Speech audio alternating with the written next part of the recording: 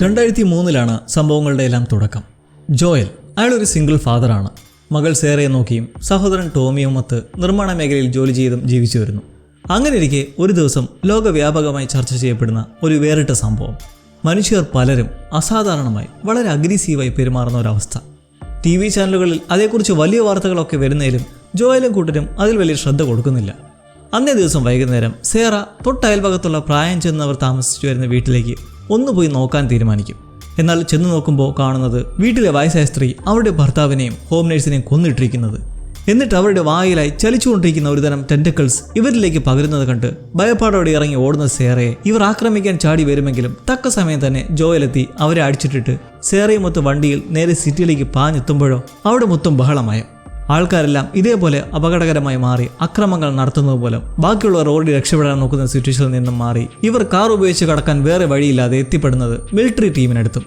പട്ടാളക്കാർക്ക് മുന്നിൽ കാണുന്ന സംശയം തോന്നുന്ന എല്ലാവരെയും വെടിവെച്ച് കൊല്ലാൻ ഗവൺമെന്റ് നിർദ്ദേശിച്ചിട്ടുള്ളത് കൊണ്ട് ഇവരെ കാണാനിടയാവുന്ന ഒരു പട്ടാളക്കാരൻ വെടി ഉതിർക്കുന്നതിലും ടോമി എത്തി അവനെ പിടിച്ച് വകവരുത്തുന്നു. നിർഭാഗ്യവശാൽ വെടികൊണ്ട് ചോരയൊലിക്കുന്ന സേറ ജോയലിന്റെ കയ്യിൽ കിടന്നു തന്നെ മരണപ്പെടുന്നു. 20 വർഷങ്ങൾക്ക് ശേഷമുള്ള ലോകം. മനുഷ്യഗണമെല്ലാം ഏറെക്കുറെ നശിച്ചു കഴിഞ്ഞിരിക്കുന്നു. ഈ നിഗൂഢ രോഗത്തെ അതിജീവിച്ചവരെല്ലാം പറ്റാവുന്നിടത്തൊക്കെയും സുരക്ഷിതമായി അഭയം പ്രാപിച്ചു കഴിഞ്ഞുകൂടിയപ്പോൾ ജോയൽ FEDRA എന്നറിയപ്പെടുന്ന ഫെഡറൽ ഡിസാസ്റ്റർ റെസ്പോൺസ് ഏജൻസിയുടെ ഭാഗമായ ഒരു മിലിറ്ററി ക്വാറന്റൈൻ സോണിലും പ്രവർത്തിക്കാൻ ആരംഭിച്ചു. ഇക്കാലം അത്രയും പല വേദനകൾ കണ്ടും അനുഭവിച്ചും വിരസമായ ജീവിതത്തിലുള്ള ജോയൽ ഇപ്പോൾ അവൻ്റെ ഗേൾഫ്രണ്ട് ടെസ്സുമൊത്ത് ചില സ്മഗ്ലിംഗ് പരിപാടിയൊക്കെയുണ്ട്. ഇവരുള്ള ഈ ക്വാറന്റൈൻ സോണിലെ ഓരോ സാമഗ്രികളും ഗുഡ്സുമൊക്കെ മറ്റു സെറ്റിൽമെന്റ് മേഖലയിലേക്ക് കടത്തിവിടാറുണ്ട്. ജോയലിന്റെ സഹോദരനായ ടോമിയിൽ നിന്നും കഴിഞ്ഞ കുറേ കാലങ്ങളായി വിവരമൊന്നും ഇല്ലാത്തതുകൊണ്ട് അയാളെ തേടി പോകാൻ തീരുമാനിക്കുന്നു. സഹോദരനെ കണ്ടുകിട്ടുമെന്ന പ്രതീക്ഷയിൽ 1000 മൈലുകളോളം യാത്രയ്ക്ക് ഒരുങ്ങുമ്പോൾ അതിനത്യാവശ്യം കാറും സപ്ലൈസും ഒക്കെയാണ്. അതാണെങ്കിൽ ജോയലിന്റെ കയ്യിൽ ഇല്ലതാനും. മനുഷ്യരിലുള്ള ഈ ഒരു വ്യാപനത്തെക്കുറിച്ച് നമ്മൾ അറിയുവാണ്. 20 വർഷം മുമ്പ് ഓഫിയോകോർഡിസെപ്സ് എന്ന ജനുസിൽപ്പെട്ട ഒരുതരം ഫംഗസിലുണ്ടായ വ്യതിയാനം ഒരു സ്ത്രീയിൽ നിന്നും ജക്കാർത്തയിലെ ഒരു ലാബിൽ വെച്ച് കണ്ടെത്തി. മുമ്പ് പ്രാണികളിൽ മാത്രം പകർന്നു വന്നിരുന്നായിരുന്നെങ്കിൽ മാറ്റം സംഭവിച്ച ഈ ഫംഗസ് ആകട്ടെ മനുഷ്യരിൽ കയറിപ്പറ്റി അവരുടെ തലച്ചോറിനെ ബാധിക്കും. ഇതിൻ്റെ എല്ലാം തുടക്കം ഒരു ധാന്യം പിടിപ്പിക്കുന്ന ഫാക്ടറിയിൽ നിന്നുമായിരുന്നു. അവിടുന്ന് പിടിപ്പിച്ച വിവിധ ധാന്യപ്പൊടികൾ പല ഇടങ്ങളിലായി കയറ്റുമതി ചെയ്യപ്പെട്ടു. ഒറ്റ ദിവസം കൊണ്ട് 1,00,000 പേർക്കാണ് ഈ ഒരു ഇൻഫെക്ഷൻ പിടിപെട്ടത്. ഈ ഫംഗസ് നേരെ തലച്ചോറിലേക്ക് എത്തുന്ന പാടെ അവരുടെ കോൺഷ്യസ്നെസ് നഷ്ടപ്പെട്ട് അവരുടെ ഏക ഉദ്ദേശം ഈ ഇൻഫെക്ഷൻ മറ്റുള്ളവരിലേക്ക് പകരാനുള്ളതായി. ഗവൺമെൻറ് അടിയന്തരമായി ഇതിനെതിരെ പ്രവർത്തിക്കാൻ ഫലപ്രദമായ വാക്സിൻ നിർമ്മിക്കാൻ സയൻറ്റിസ്റ്റുകളെ നിയമിച്ചെങ്കിലും അവരതിൽ പരാജയപ്പെടുകയാണ് ഉണ്ടായത്. ഈ പകർച്ചവ്യാധിക്ക് ഒരു പ്രതിവിധി ഇല്ലെന്ന് മനസ്സിലാക്കിയതോടെ സർക്കാർ ഒരു കടുത്ത തീരുമാനമെടുത്തു. നഗരം മൊത്തം ബോംബിട്ട് ഇൻഫെക്റ്റ് ആയവരെ നശിപ്പിക്കുക. 20 വർഷം കഴിയുമ്പോൾ ഈ ഫംഗസ് ബാധിച്ചവർക്കെല്ലാം പതിയെ വീണ്ടും മാറ്റങ്ങൾ വന്ന് റണ്ണേഴ്സ് ആയിരുന്നവർ പിന്നീട് ക്ലിക്കേഴ്സായി മാറി. അതായത് ഇൻഫെക്ഷൻ ബാധിച്ച് കാലങ്ങളോളം നടന്നത് വഴി അവരുടെ തലച്ചോറിൽ നിന്നും തലയൊട്ടിയിലേക്ക് ഫംഗസ് ബാധിച്ച് കാഴ്ചയെല്ലാം നഷ്ടപ്പെട്ട് പ്രത്യേക രൂപങ്ങളായി കേൾവി വെച്ച് ചുറ്റുമുള്ളതിനെ ട്രാക്ക് ചെയ്യുന്നവർ ക്ലിക്കേഴ്സ്. അവരാണെങ്കിൽ അതിശക്തരും കൂടുതൽ അപകടകാരികളും. മറ്റൊരു പ്രത്യേകത, ഈ ഇൻഫെക്റ്റേഴ്സിന് അകലെയുള്ളവരുമായി പോലും കമ്മ്യൂണിക്കേറ്റ് ചെയ്യാൻ കഴിയും. എങ്ങനെയെന്ന് വെച്ചാൽ മണ്ണിനടിയിലൂടെ സ്പ്രെഡായിട്ടുള്ള മഷ്റൂംസിൻ്റെ സഹായത്താൽ. മുമ്പ് പറഞ്ഞ മിലിറ്ററി ക്വാറന്റൈൻ സോൺ പ്രവർത്തിപ്പിച്ചു വരുന്ന ഫെഡ്ര എന്ന ഏജൻസി ഏകാധിപത്യത്തോടെ നിഷ്ഠുരമായുള്ള ചെയ്തികളായതുകൊണ്ട് തന്നെ കുറേ ആളുകൾക്ക് ഇവരോട് ഇഷ്ടക്കേടാണ്. അതുകൊണ്ടാണ് ഇതിനു ബദലായി ഫയർഫ്ലൈസ് എന്ന പേരിൽ ഒരു റബൽ സംഘമുള്ളത്. ഈ ഭരണക്രമത്തെ നശിപ്പിക്കുവാനായി ഫെഡറയുടെ മിലിറ്ററി അക്കാഡമിയിൽ പഠിക്കുന്ന ഒരു അനാഥ പെൺകുട്ടി എല്ലിക്ക് അവളുടെ ക്ലാസ്മേറ്റ്സുമായി ഒന്നും നല്ല ടേംസിലല്ല. ഒരു രാത്രി എല്ലിയുടെ സുഹൃത്ത് റൈലി അവളുടെ റൂമിലേക്ക് എത്തി താൻ ഫയർഫ്ലൈസ് സംഘത്തോടൊപ്പം ജോയിൻ ചെയ്തതായി അറിയിക്കുമ്പോൾ എല്ലിക്കത് വിഷമം. കാരണം ഭാവിയിൽ ഇനി കൂട്ടുകാരി തൻ്റെ പ്രദേശത്തെ ബാരിക്കേഡുകൾക്ക് അപ്പുറത്തായിരിക്കും ഉണ്ടാവുക. റൈലി ഒന്ന് തണുപ്പിക്കാനായി എല്ലിയും കൊണ്ടെത്തുന്നത് ഇൻഫെക്റ്റഡ് സാന്നിധ്യമുണ്ടെന്ന് സംശയിക്കുന്ന ഒരു റെസ്ട്രിക്റ്റഡ് ഏരിയയിലേക്ക്. ഇവിടെ കുഴപ്പമൊന്നുമില്ലെന്ന് എല്ലി കണ്ടെത്തിയതേ പറഞ്ഞ് അവർ അവിടെ ഓരോ ഗെയിമുകൾ കളിച്ചും ഫോട്ടോസ് എടുത്തുമൊക്കെ എൻജോയ് ചെയ്യുന്നു. എന്നാൽ പെട്ടെന്ന് ഒരു ഇൻഫെക്റ്റഡിൽ നിന്നും അവിടെ വെച്ച് ആക്രമണം ഉണ്ടാവുകയും കടിയേൽക്കുകയും ചെയ്യുന്നതോടെ ജീവിതം തീർന്നായി 2 പേരും അപ്സെറ്റ് ആവുന്നു. എങ്കിലും എല്ലി ചില പ്രത്യേക കാരണങ്ങളാൽ ഈ ഇൻഫെക്ഷനെ പ്രതിരോധിക്കാനുള്ള ശക്തിയുള്ളതായി വെളിവാകുന്നു. ഇക്കാര്യം മനസ്സിലാക്കുന്ന ഫയർഫ്ലൈസിന് ഇതൊരു ഞെട്ടലാണ്. കാരണം അവർ ഈ ഫംഗസ് പകർച്ചയുടെ പ്രതിവിധിക്കായി വർഷങ്ങളായി തിരഞ്ഞു നടക്കുന്നവരും കൂടിയാണ്.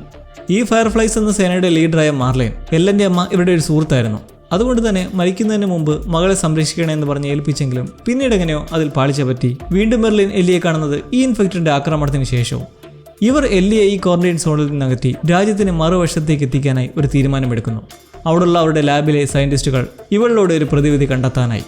നിർഭാഗ്യവശാൽ ഈ സമയത്താണ് ഇവരെ ഒരു സംഘം കൊള്ളക്കാർ ആക്രമിക്കുന്നതും അതിൽ നല്ല ഇമ്പാക്റ്റ് ഉണ്ടാവുന്നതും.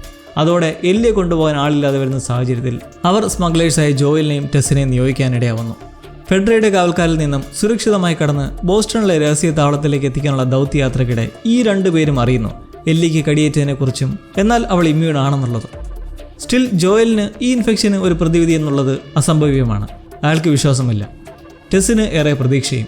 അങ്ങനെ തുടർന്ന് അവരുടെ യാത്രയ്ക്കിടെ ഒരു ഇൻഫെക്റ്റഡ് നഗരത്തിൽ വെച്ച് ക്ലിക്കേഴ്സിൽ നിന്നും ആക്രമണം ഉണ്ടാവുന്നെങ്കിലും അവർ അതിനെ കൈകാര്യം ചെയ്ത് നശിപ്പിക്കുമ്പോൾ, എന്നാൽ ടെസ്സിന് ഇതിനിടയിൽ കടിയേൽക്കും. രഹസ്യമായ ലക്ഷ്യസ്ഥാനത്തേക്ക് എത്തുമ്പോഴേക്കും കാണുന്നത് അവിടെയും ഇൻഫെക്റ്റഡിൻ്റെ ആക്രമണമുണ്ടായി നശിച്ച നിലയിലും.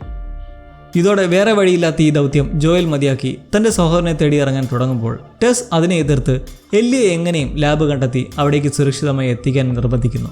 അങ്ങനെ അവിടെ വെച്ചുണ്ടാകുന്ന ഇൻഫെക്റ്റഡിൻ്റെ ആക്രമണത്തിൽ നിന്നും ജോയലിയും എല്ലിയും രക്ഷിക്കാൻ ടെസ് തൻ്റെ സ്വന്തം ജീവൻ തന്നെ ത്യജിക്കുന്നു. 20 വർഷം പിറകിലേക്ക് നമ്മൾ വീണ്ടും പോവുകയാണ്.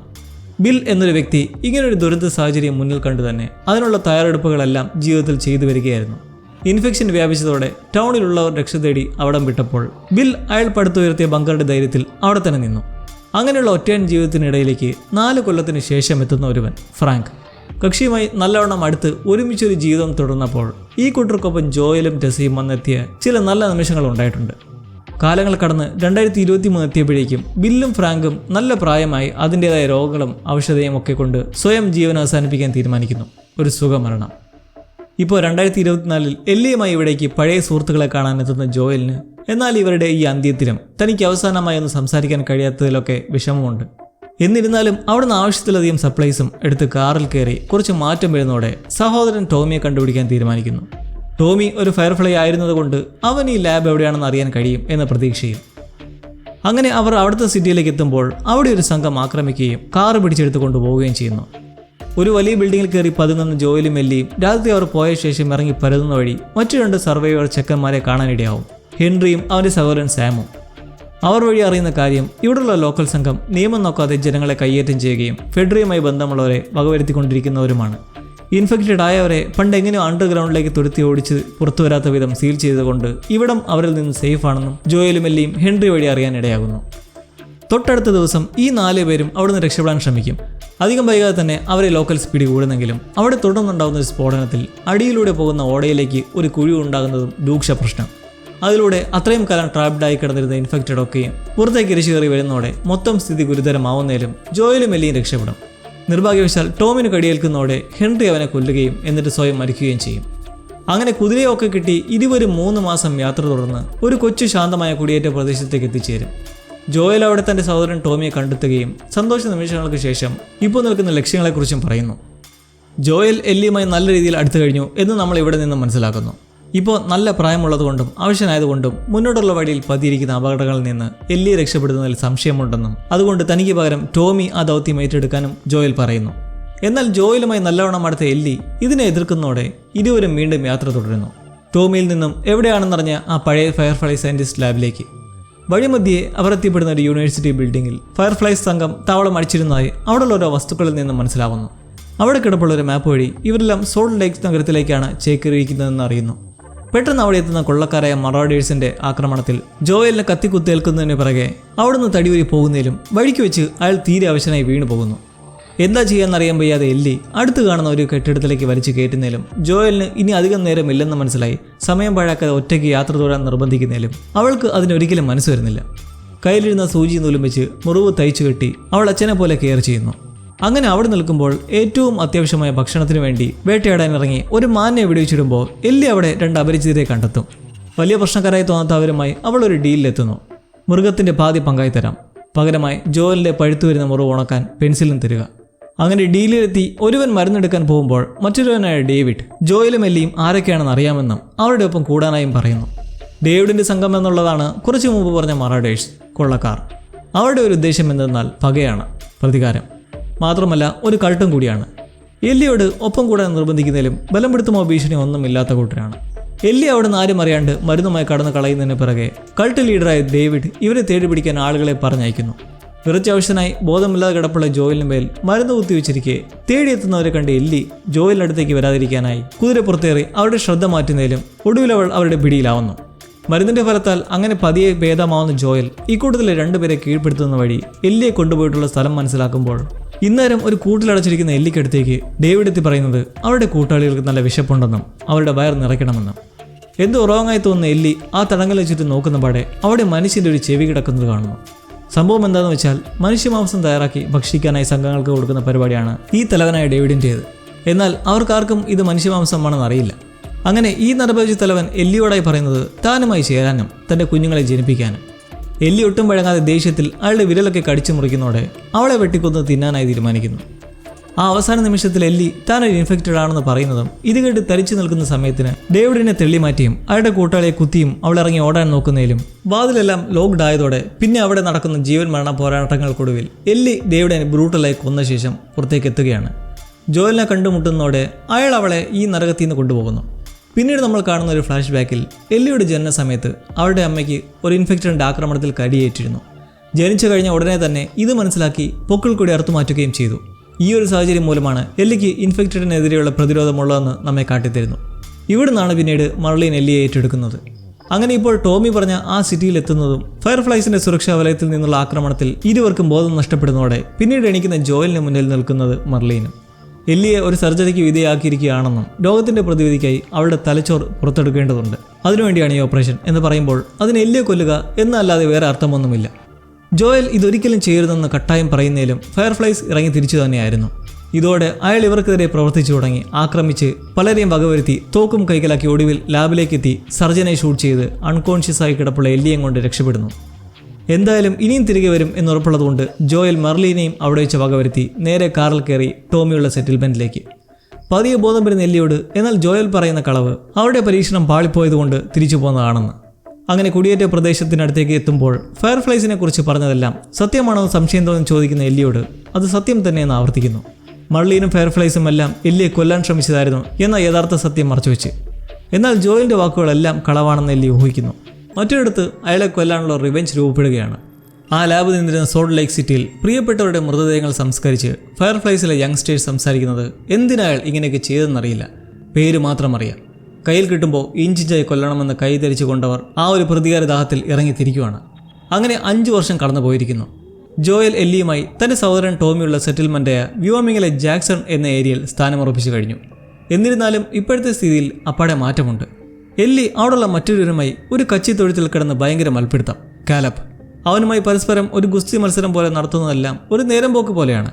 ജെസി എന്ന മറ്റൊരുവൻ അവിടേക്ക് എത്തി നിർത്താൻ പറയുന്നത് കേട്ട് നിർത്തിയ ശേഷം താൻ ജയിച്ചു വരുമായിരുന്നു എന്ന് നിൽക്കുന്ന എല്ലിയോട് അവൻ പറയുന്നത് കാലബിനോട് അധികം ബലം കൊടുക്കാതെ അടിക്കാൻ പറഞ്ഞത് താനാണെന്ന്.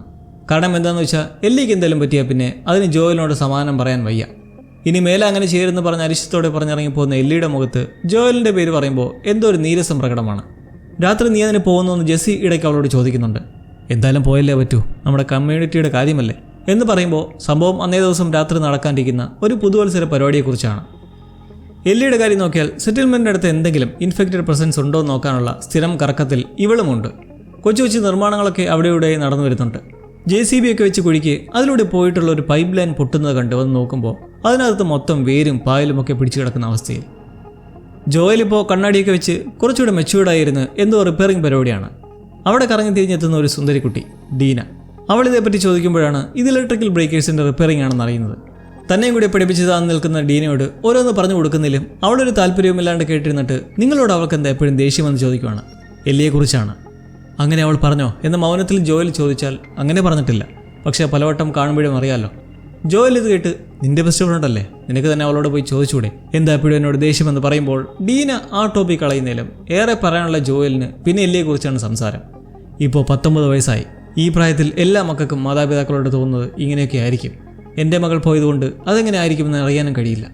അറിയാം ഞാൻ കുറച്ച് ഓവർ പ്രൊട്ടക്റ്റീവാണ്, പക്ഷേ അതിലെന്നോട് ഇങ്ങനെ എന്തിനു മുഖം കടിപ്പിച്ച് നടക്കണം, മറ്റുള്ളവരുടെ മനസ്സിൽ നില എന്നെ കൊണ്ട് അളക്കാൻ പറ്റില്ല എന്ന് പറഞ്ഞ് നിർത്തുന്നതും ഡീനയ്ക്കൊരു ചിരി. നിങ്ങളപ്പോൾ ഗെയിലിൻ്റെ തെറാപ്പി സെഷന് പോയി തുടങ്ങിയല്ലേ എന്ന് പറഞ്ഞ്. ഗെയിൽ ജാക്സണിലുള്ള ഒരു സൈക്കോ തെറാപ്പിസ്റ്റാണ്. ജോയൽ ഇത് കേൾക്കുന്നതും പരിങ്ങി ഞാൻ അതിനൊന്നും പോകുന്നില്ലെന്ന് അവളെ പറഞ്ഞു വിടുന്നതിലും ഡീന പോകുന്നതിന് തൊട്ട് മുൻപേ വിളിച്ചിട്ട് ഇക്കാര്യം ആരോടും പറയരുതെന്നൊരു ഓർമ്മപ്പെടുത്തലും. തെറാപ്പിയുടെ കാര്യം എല്ലി അറിയരുതെന്നാണ് ഉദ്ദേശിച്ചത്. വ്യോമിങ്ങിൽ എല്ലാവരും സമാധാനത്തോടെ കഴിയുന്നതിലും ബൗണ്ടറിക്കപ്പുറത്തേക്ക് എപ്പോഴും ഡേഞ്ചർ സിറ്റുവേഷനാണ്. ഫെൻസിങ്ങിൽ അങ്കിൾ ടോമിയോടൊപ്പം കൂടി ചുറ്റും വീക്ഷിച്ച് വിദൂരത്ത് കാണുന്ന ഓരോ ക്ലിക്കേഴ്സിനെയും റണ്ണേഴ്സിനെയും ഒക്കെ കൃത്യമായി വെടിവെച്ചിടുന്നുണ്ട്. ഇപ്പോൾ എല്ലി നല്ല പ്രോഗ്രസ് ഉണ്ട്. കുറച്ചകലെയിൽ തന്നെ ഇൻഫെക്റ്റഡിൻ്റെ കുറച്ച് കൂട്ടങ്ങൾ കണ്ട് തിരികെ പോയി സംഘത്തെ വിളിച്ച് ഒരു പട്രോളിംഗ് നടത്താൻ തീരുമാനമെടുക്കുന്ന ടോമിയോട് താനും കൂടാമെന്ന് എല്ലി പറയുന്നതിലും അവൾ തൽക്കാലത്തേക്ക് പ്രവേശന കവാടം സുരക്ഷിതമായി നോക്കി നിർത്താനാണ് ടോമി പറയുന്നത്. കുറേ പെട്രോളിങ്ങിന് കൊണ്ടുപോയി പല ഇൻഫെക്റ്റഡിനെ കൊന്നിട്ടുണ്ടെങ്കിലും കഴിഞ്ഞ വട്ടമൊക്കെ അവളെ കൈകാര്യം ചെയ്യാൻ പാടുപെട്ടെന്ന് പറഞ്ഞാണ് ടോമി ഈ തീരുമാനമെടുക്കുന്നത്. കടിയേറ്റാലും മറ്റുള്ളവരെ വെച്ച് നോക്കുവാണെങ്കിൽ തനിക്കാണ് പ്രശ്നമില്ലാത്തത് എന്നെല്ലിൽ നിന്ന് പറയുന്നതും ഇക്കാര്യത്തെക്കുറിച്ച് സംസാരിക്കണ്ട എന്ന് ടോമി താക്കീത് കൊടുക്കുന്നു. എല്ലിക്ക് പ്രതിരോധശേഷി ഉണ്ടെന്ന കാര്യം അവിടെ മറ്റാർക്കും അറിയില്ല. എന്തായാലും ജോയലിനും അയാൾ വഴി ടോമിക്കും ഇക്കാര്യം അറിയാം. അറിഞ്ഞാൽ പിന്നെ എന്താ ഉണ്ടാവുക എന്നറിയാൻ പറ്റില്ല. മുമ്പ് ഫയർഫ്ലൈസിൻ്റെ കാര്യം തന്നെ എടുത്തു നോക്കിയാൽ അറിയാം. അതുകൊണ്ട് തന്നെ ടോമി ഇപ്പോൾ ഇതേക്കുറിച്ച് സംസാരിക്കരുത് എന്ന് പറയുന്നതിലും തറുതല എല്ലി ഉണ്ടോ അതനുസരിക്കുന്നു. അവൾ എനിക്ക് കടിയേറ്റതാണെന്നും ഇമ്മ്യൂണിറ്റി ഉണ്ടെന്നും ഒക്കെ കിടന്ന് ബഹളം വയ്ക്കുന്നു. ഇവളെ ഒരിക്കലും പറഞ്ഞ് തിരുത്താൻ പറ്റില്ലെന്നുള്ള മട്ടിൽ ഒടുവിൽ പെട്രോളിങ്ങിന് കൂടാൻ ടോമി സമ്മതിക്കുന്നു. പക്ഷേ കൂട്ടത്തിലെ ലീഡർ പറയുന്നത് കേട്ട് മാത്രം നടക്കുക, അല്ലാതെ ചുമ്മാ തോന്നുമ്പോൾ പോയേക്കരുത് എന്ന വാണിങ്ങും. ഈ സെറ്റിൽമെൻറ്റിൽ നമ്മൾ കാണുന്ന ഒരു നല്ല കാര്യമാണ് ഈ കൂട്ടർ മറ്റു പ്രദേശങ്ങളിലെ സെറ്റിൽമെൻറ്റുകളുണ്ടല്ലോ അവിടെ പെട്ടുപോയവരും ഇൻഫെക്റ്റഡ് ആക്രമണത്താൽ നശിച്ചു പോയതുമായ സ്ഥലങ്ങളിൽ നിന്നുമൊക്കെ ജനങ്ങളെ രക്ഷിച്ച് അഭയാർത്ഥികളായി വ്യോമിങ്ങിലേക്ക് കൊണ്ടുവരാറുണ്ട്. അതിനെ തീർത്തും സ്വാഗതം ചെയ്യുന്ന ഗേറ്റ് കീപ്പേഴ്സും. പുതിയ റെഫ്യൂജീസിൻ്റെ വരവ് കാണുന്ന ടോമിയുടെ ഭാര്യ മരിയ അവിടെ ഇരിപ്പുള്ള ജോയലിനോട് പറയുന്നതും ഇതേക്കുറിച്ചാണ്. കാരണം ആൾക്കാർ കൂടിക്കൊണ്ടിരിക്കുകയാണ്. പക്ഷേ ഇനിയും കൂടുതൽ പേരെയൊന്നും പറപ്പിക്കാനുള്ള സൗകര്യം ഈ സെറ്റിൽമെൻറ്റിലില്ല.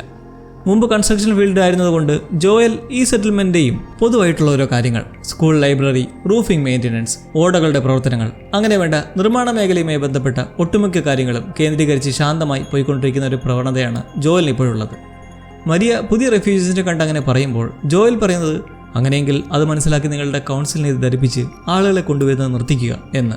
മരിയ ഉദ്ദേശിക്കുന്നത് അധികം താമസിക്കാതെ തന്നെ കൂടുതൽ വാസസ്ഥലങ്ങൾ നിർമ്മിച്ചെടുക്കുക എന്നതാണ്. മാത്രമല്ല നിങ്ങളുടെ കൗൺസിലല്ല, നമ്മുടെ കൗൺസിലാണ്. ജോയലിന് ഇപ്പോഴും ഇവിടത്തോട് അകന്നു നിൽക്കുന്ന ഒരു പ്രകൃതമാണ്.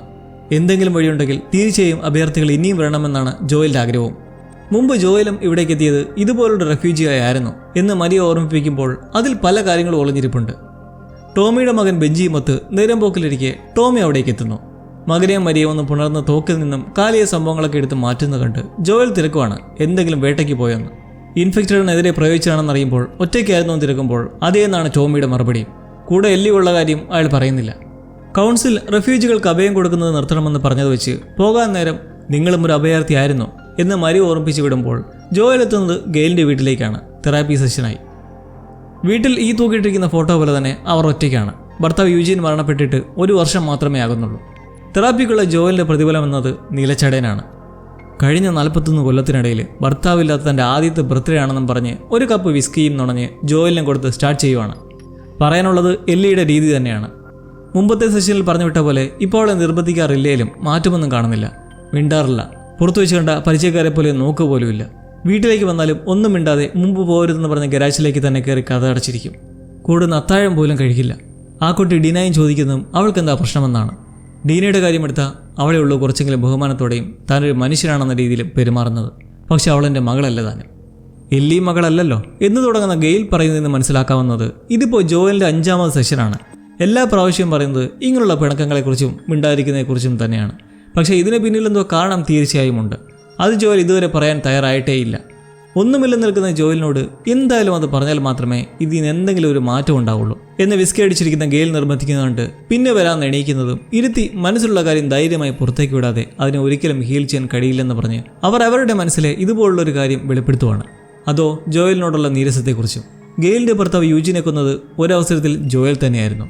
ജോയലിന് ആ സമയത്ത് അത് അനിവാര്യമായിരുന്നു എന്നറിയാം. എങ്കിലും ആ ഒരു വെറുപ്പ് നീറ്റലും ഇപ്പോഴും ഉള്ളിൽ തന്നെ ഉണ്ടെന്ന് മനസ്സുറക്കുവാണ് ഗെയിൽ. ഇപ്പോൾ ഈ വീട്ടിൽ മുന്നിലിങ്ങനെ ഇരിക്കുന്നതിൽ നല്ല ദേഷ്യമുണ്ട്. പക്ഷേ ശ്രമിക്കുവാണ് ഇനിയെങ്കിലും ഒന്ന് മാറി ചിന്തിക്കാനും ഇടപഴകാനും.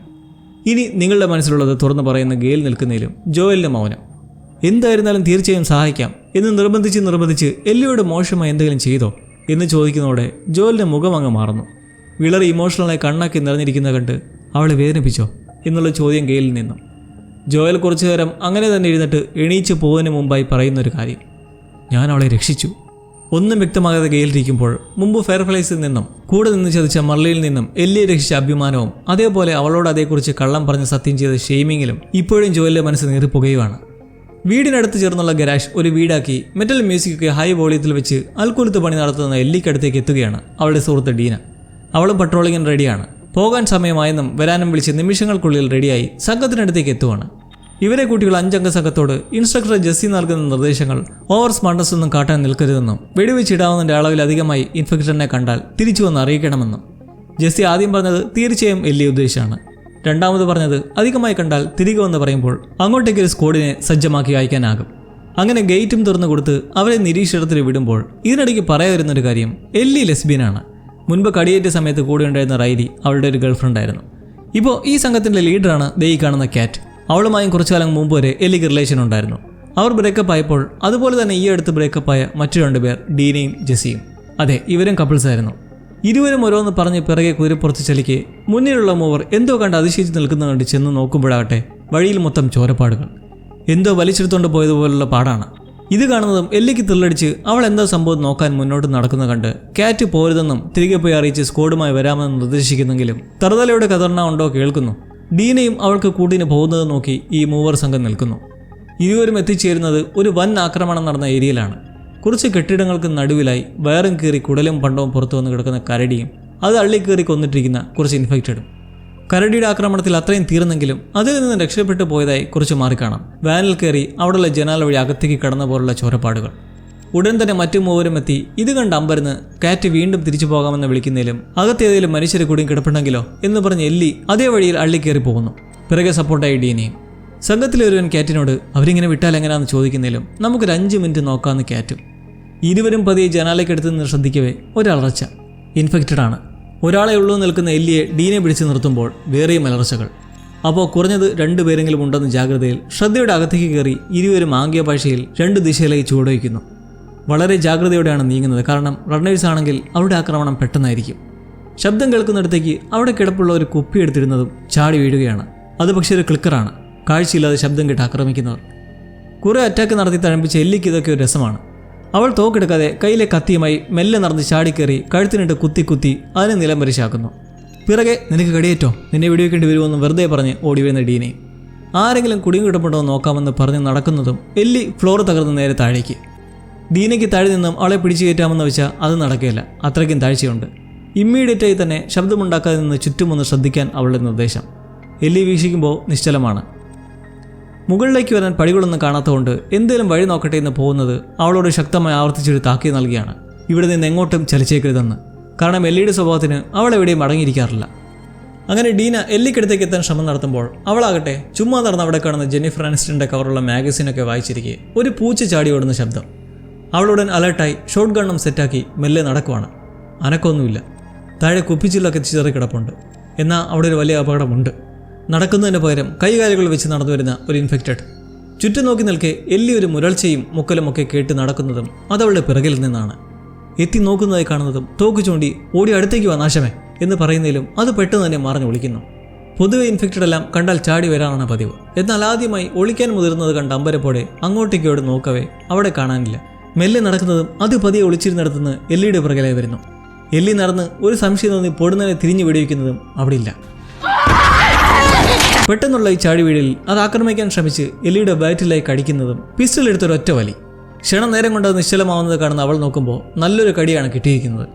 ഇമ്മ്യൂൺ ആയതുകൊണ്ട് സീനില്ല. പക്ഷേ ഇത് കൂട്ടർ കണ്ട പ്രശ്നമാണ്. ഇന്നേരം ഒരു വഴി കണ്ടെത്തി അവിടേക്ക് ഓടിയെത്തുന്ന ഡീനോട് കുഴപ്പമൊന്നും പറ്റിയില്ലെന്നും ഇതൊന്നേ ഉണ്ടായിരുന്നുള്ളൂ എന്ന് പറഞ്ഞ് ഡീൽ ചെയ്യുന്നു. അങ്ങനെ ഇരുവരും മറ്റുള്ളവർക്കൊപ്പം തിരികെ എത്തി ഇപ്പോൾ ഇരിക്കുന്ന കൗൺസിലിൻ്റെ മുമ്പിൽ. അപ്പോൾ ഇതാണ് നേരത്തെ ജോയിൽ പറഞ്ഞ ആ കൗൺസിൽ. ജോയിലില്ലെങ്കിലും ടോമിയും മരിയും നടുക്ക് തന്നെ ഉണ്ട്. സാധാരണ ഓടി വന്ന് ആക്രമിക്കാനുള്ള വിറ്റകൾ ഇപ്പോൾ കുറച്ച് മാറി സൂത്രത്തിൽ പ്രവർത്തിക്കാൻ തുടങ്ങിയ കാര്യം ഇവരോടും പറഞ്ഞറിയിക്കുമ്പോൾ ലീഡറെ മാനിക്കാതെ രണ്ടുപേരും തോന്നിയവിടെ പോയതിൻ്റെ റീസൺ ചോദിക്കുകയാണ് ടോമി. നിങ്ങളും ജോയിലും ആയിരുന്നെങ്കിൽ ഈ സാഹചര്യത്തിൽ ഇങ്ങനെയല്ലേ ചെയ്യുള്ളൂ എന്ന് നിൽക്കുന്ന എല്ലിയോടും ഡീനയോടും അതൊരിക്കലും സെയിം അല്ല. കാറ്റിനോട് ക്ഷമ ചോദിച്ചിട്ട് ഇൻസ്ട്രക്ടറായ ജെസ്സിയോട് ചെന്ന് ലോഗ് ബുക്കിൽ റിപ്പോർട്ട് ചെയ്യാൻ പറഞ്ഞു വിടുന്നു. ന്യൂ ഇയറിന് ഇനി മണിക്കൂറുകൾ മാത്രം ഉള്ളതുകൊണ്ട് കൗൺസിൽ മീറ്റിംഗ് നിർത്തി പിരിയുന്നു. വീട്ടിലെത്തുന്ന ഉടൻ തന്നെ എല്ല് ചെയ്യുന്ന പണി എന്താണെന്നറിയോ? അവളൊരു കത്തിയെടുത്ത് അത് ആൽക്കഹോളിൽ കഴുകി കടിച്ച ആ സ്ഥാനത്തായി കത്തി വെച്ച് നീളത്തിൽ കട്ട് ചെയ്ത് ഒരു നീണ്ട പാടാക്കുന്നു. അങ്ങനാകുമ്പോൾ ഇത് കടിച്ചാണെന്ന് പെട്ടെന്ന് ആരും അറിയത്തില്ല. ശേഷം അവിടെ തുന്നിക്കിട്ടി അങ്ങനെ ഇരിക്കവേ കുറച്ചു നേരം കഴിയുമ്പോൾ കഥയിൽ മുട്ടുവാണ് നമ്മുടെ ജോയൽ. വലിയ സുഖമില്ലാത്ത പോലെ അകത്തേക്ക് വരാൻ പറഞ്ഞങ്ങനെ ജോയൽ അകത്ത് കയറി കുഴപ്പമൊന്നുമില്ലല്ലോ എന്നൊക്കെ ചോദിക്കുവാണ്. ഒന്നും അങ്ങോട്ട് മനസ്സ് തുറന്ന് പറയാൻ കഴിയാത്ത സാഹചര്യം. രാത്രി പരിപാടിക്ക് പോകുന്നുണ്ടോയെന്ന് തിരക്കി അവിടെ ഗിറ്റാർ ഇരിക്കുന്നത് കണ്ട് അതെടുത്ത് വായിക്കാറുണ്ടോ എന്നൊക്കെ തിരക്കി സ്ട്രിങ് പൊട്ടിയിരിക്കുവാണ്. ഞാൻ ശരിയാക്കി കൊണ്ടുവരാമെന്ന് പറഞ്ഞ് ഇറങ്ങിപ്പോകുന്നു. ഇരുവരിലും ഇപ്പോൾ നല്ലൊരു അകൽച്ച വ്യക്തമാണ്, മുമ്പ് എങ്ങനെയൊക്കെ ആയിരുന്നേലും. അങ്ങനെ ന്യൂ ഇയർ ഫംഗ്ഷൻ. സകലരും മ്യൂസിക്കും ഡാൻസും ഒക്കെ ആഘോഷിക്കുവാണ്. ഓരോരുത്തർ ഒറ്റയ്ക്ക് നിൽക്കുന്ന എല്ലി നോക്കുന്നത് ആടിത്തിമിർക്കുന്ന ഡീനെ. അവൾ നല്ല സെറ്റ് മൂഡിലായി ഓരോരുത്തരുമായി നൃത്തം ചവിട്ടി ആഘോഷിക്കുവാണ്. ഇതൊന്നും എനിക്ക് ഇഷ്ടപ്പെടുന്നില്ലെന്ന് പറഞ്ഞു വന്ന് നിൽക്കുന്ന ജെസ്സിയോട് എന്തായാലും 2 ആഴ്ച കഴിഞ്ഞ് നിങ്ങൾ വീണ്ടും പഴയ പോലെ ആവില്ലേ എന്ന് അവൾ പറയുമ്പോൾ അത് നടക്കില്ലെന്ന് അവനും. എന്താ കാര്യമെന്ന് ചോദിക്കുന്നതും ഡീൻ ഓടി വന്ന് എന്താ വരാൻ താമസിച്ചെന്നും പറഞ്ഞ് എല്ലിയെ കളിക്കാൻ കൂട്ടിക്കൊണ്ട് പോവുകയാണ്. അവരിരുവരും നല്ല റൊമാൻറ്റിക് മ്യൂസിക്കിൽ ആടവേ നിന്നെയാണ് എല്ലാവരും നോക്കിക്കൊണ്ടിരിക്കുന്നതെന്ന് ഡീനയുടെ എല്ലി. അല്ല, നിന്നെയാണ്, നിന്നോട് എല്ലാവർക്കും അസൂയാണ് ഇത്ര സ്ട്രോങ് ആയതിൽ എന്ന് ഡീനയും. അവരങ്ങനെ പതിയെ അടുത്ത് ഇരുവരും ചുംബിക്കുന്നു. അപ്പോൾ ഇതായിരിക്കാം ജെസ്സി ഇനി നടക്കാൻ പോകില്ലെന്ന് പറഞ്ഞതിൻ്റെ റീസൺ. ഒരു ലോങ് കിസിൽ ഇവർ നിൽക്കുന്നതും പെട്ടെന്ന് ഒരാൾ വന്ന് നിർത്താൻ പറയുന്നു. ഇതൊരു ഫാമിലി ഫംഗ്ഷനാണ് എന്ന് പറഞ്ഞാൽ രൂക്ഷത്തോടെ നോക്കി നിൽക്കുന്നത് കണ്ട് ഡീന് രണ്ട് സോറി പറഞ്ഞ് പോകാൻ ഒരുങ്ങുന്നതും ഇത് പള്ളിയാണ് നാശങ്ങളെ അയാളും. എല്ലിക്ക് ഇത് കേട്ട് എരിഞ്ഞു കയറി താൻ എന്താടോ പറഞ്ഞെന്ന് എടുക്കുന്നതും ജോയൽ ചാടിയെത്തി അയാളൊരൊറ്റത്തള്ളു, എൻ്റെ കൊച്ചിനെ ചൊറിയെന്നും പറഞ്ഞുകൊണ്ട്. വലിയ വർഷമൊന്നും നടക്കാതിരിക്കാൻ മരിയ അയാളെ കൂട്ടിക്കൊണ്ട് പോകുന്നതിന് പിറകെ ഇതെല്ലാം ഞെട്ടി നിന്ന് കാണുന്ന എല്ലി നിങ്ങൾക്ക് എന്തിൻ്റെ പ്രശ്നമാണ്, എനിക്ക് നിങ്ങളുടെ ഒരു സഹായം വേണ്ടെന്ന് പറഞ്ഞു നിൽക്കുന്നത് കണ്ട് അയാൾ ഇറങ്ങിപ്പോകുന്നു. ഒരിടത്ത് ഗെയിൽ ഇതെല്ലാം കണ്ടുകൊണ്ടിരിക്കുകയാണ്. ന്യൂ ഇയർ എല്ലാവരും നല്ല രീതിയിൽ ആകാശത്തോടെ അങ്ങനെ കടന്നു പോകവേ തിരികെ വീട്ടിലേക്ക് എത്തുന്ന എല്ലി ഗിറ്റാറും റിപ്പയർ ചെയ്ത് സെറ്റാക്കിയിരിപ്പുള്ള ജോയലിനെ കാണുവാണ്.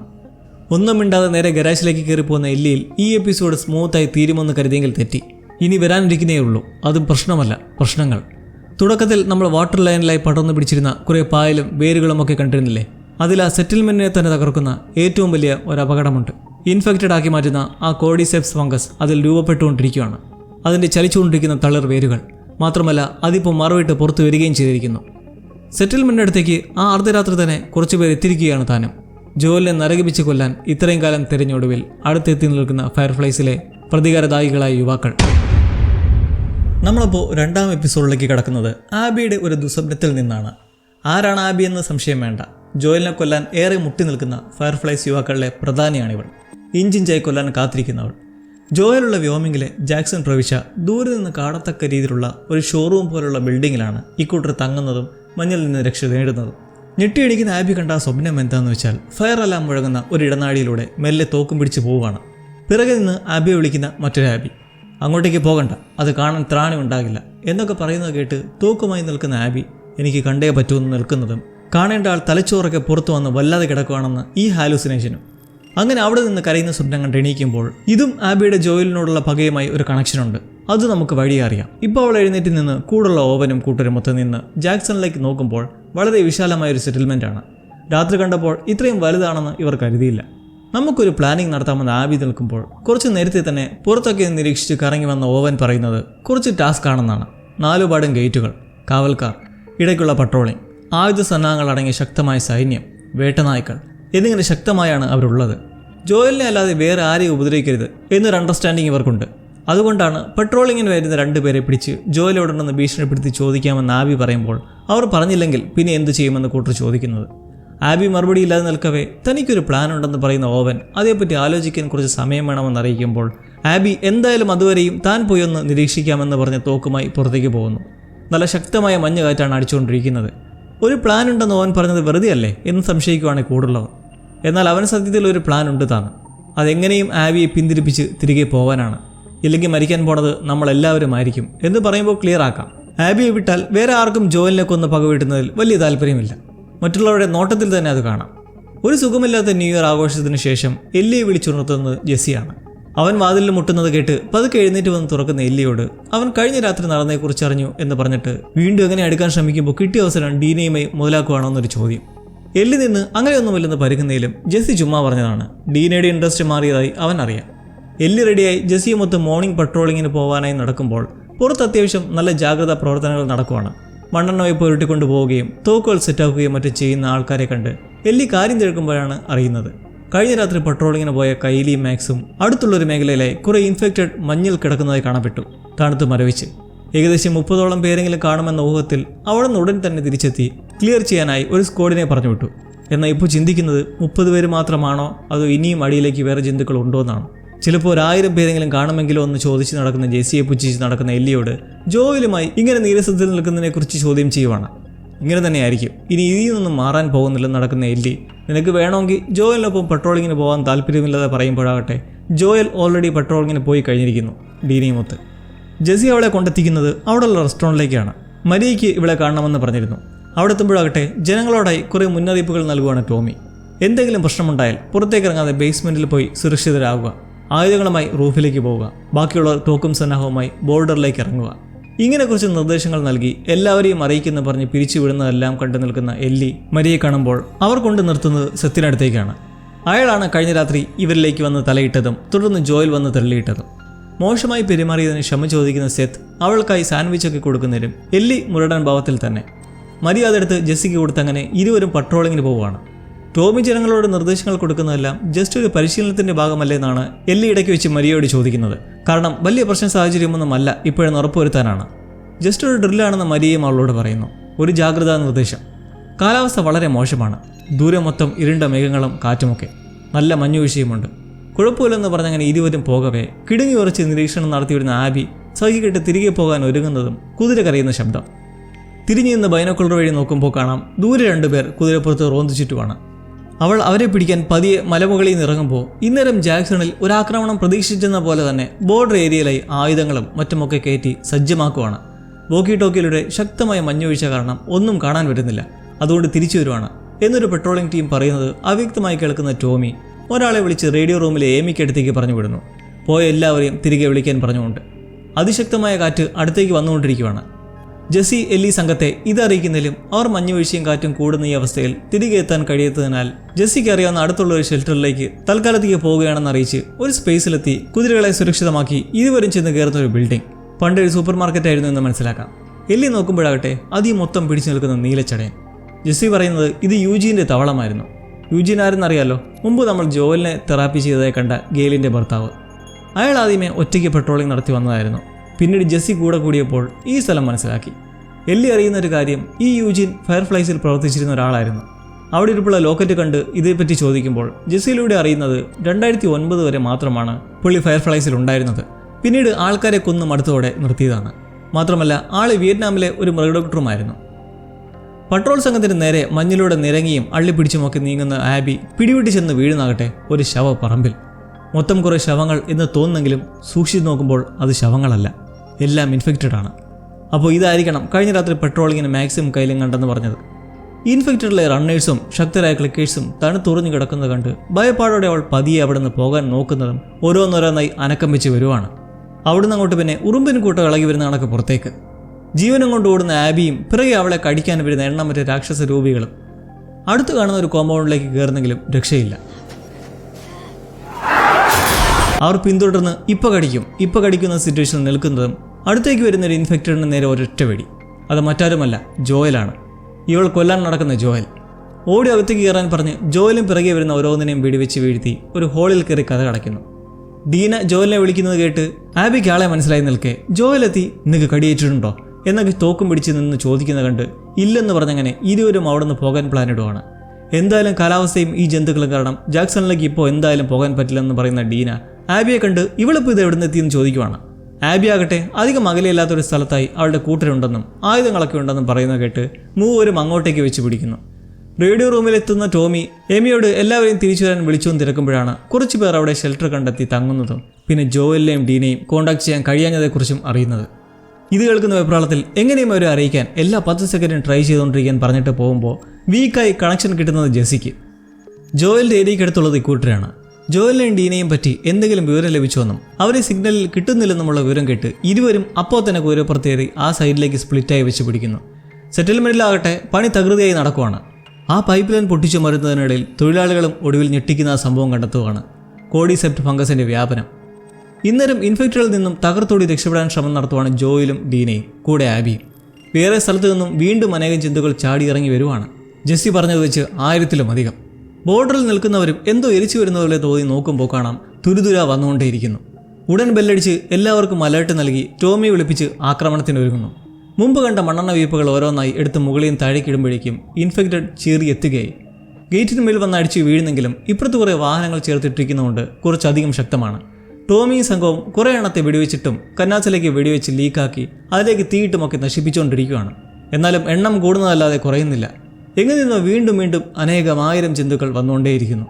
രക്ഷ തേടി പോകുന്ന ജോയലും ദൂരെ നിന്ന് തീയും പുകയും ഒക്കെ കാണുന്നതും ഞെട്ടിത്തെറിച്ചതിന് ശേഷം അങ്ങോട്ടേക്ക് പോകാൻ തയ്യാറാവുന്നതിലും ആബി തൻ്റെ സംഘം തൊട്ടടുത്ത് തന്നെയാണെന്നും അവിടുത്തെ അവരുമായി ചേർന്ന് അങ്ങോട്ടേക്ക് പോകാമെന്ന് പറയുന്നത് കേട്ട് ധൃതിയിൽ വെച്ച് പിടിക്കുന്നു. വെടിയുണ്ടകളും തീയും കൊണ്ട് കണക്കില്ലാതെ കൊന്നിടുന്നെങ്കിലും അതിൽ അതിശക്തനായി പരിണമിച്ചൊരു ക്ലിക്കർ ഇൻഫെക്റ്റഡിനെ കാണുന്ന ടോമി ഉടൻ ഇറങ്ങി തെരുവിലേക്ക് കൂടി അവരെ അറിയിക്കുന്നു. അതിനെ വെച്ച് ഗേറ്റിൽ ഇടിച്ച് വിള്ളലുണ്ടാക്കി ഉടനെ ഇപ്പുറത്ത് കടക്കുമെന്ന്.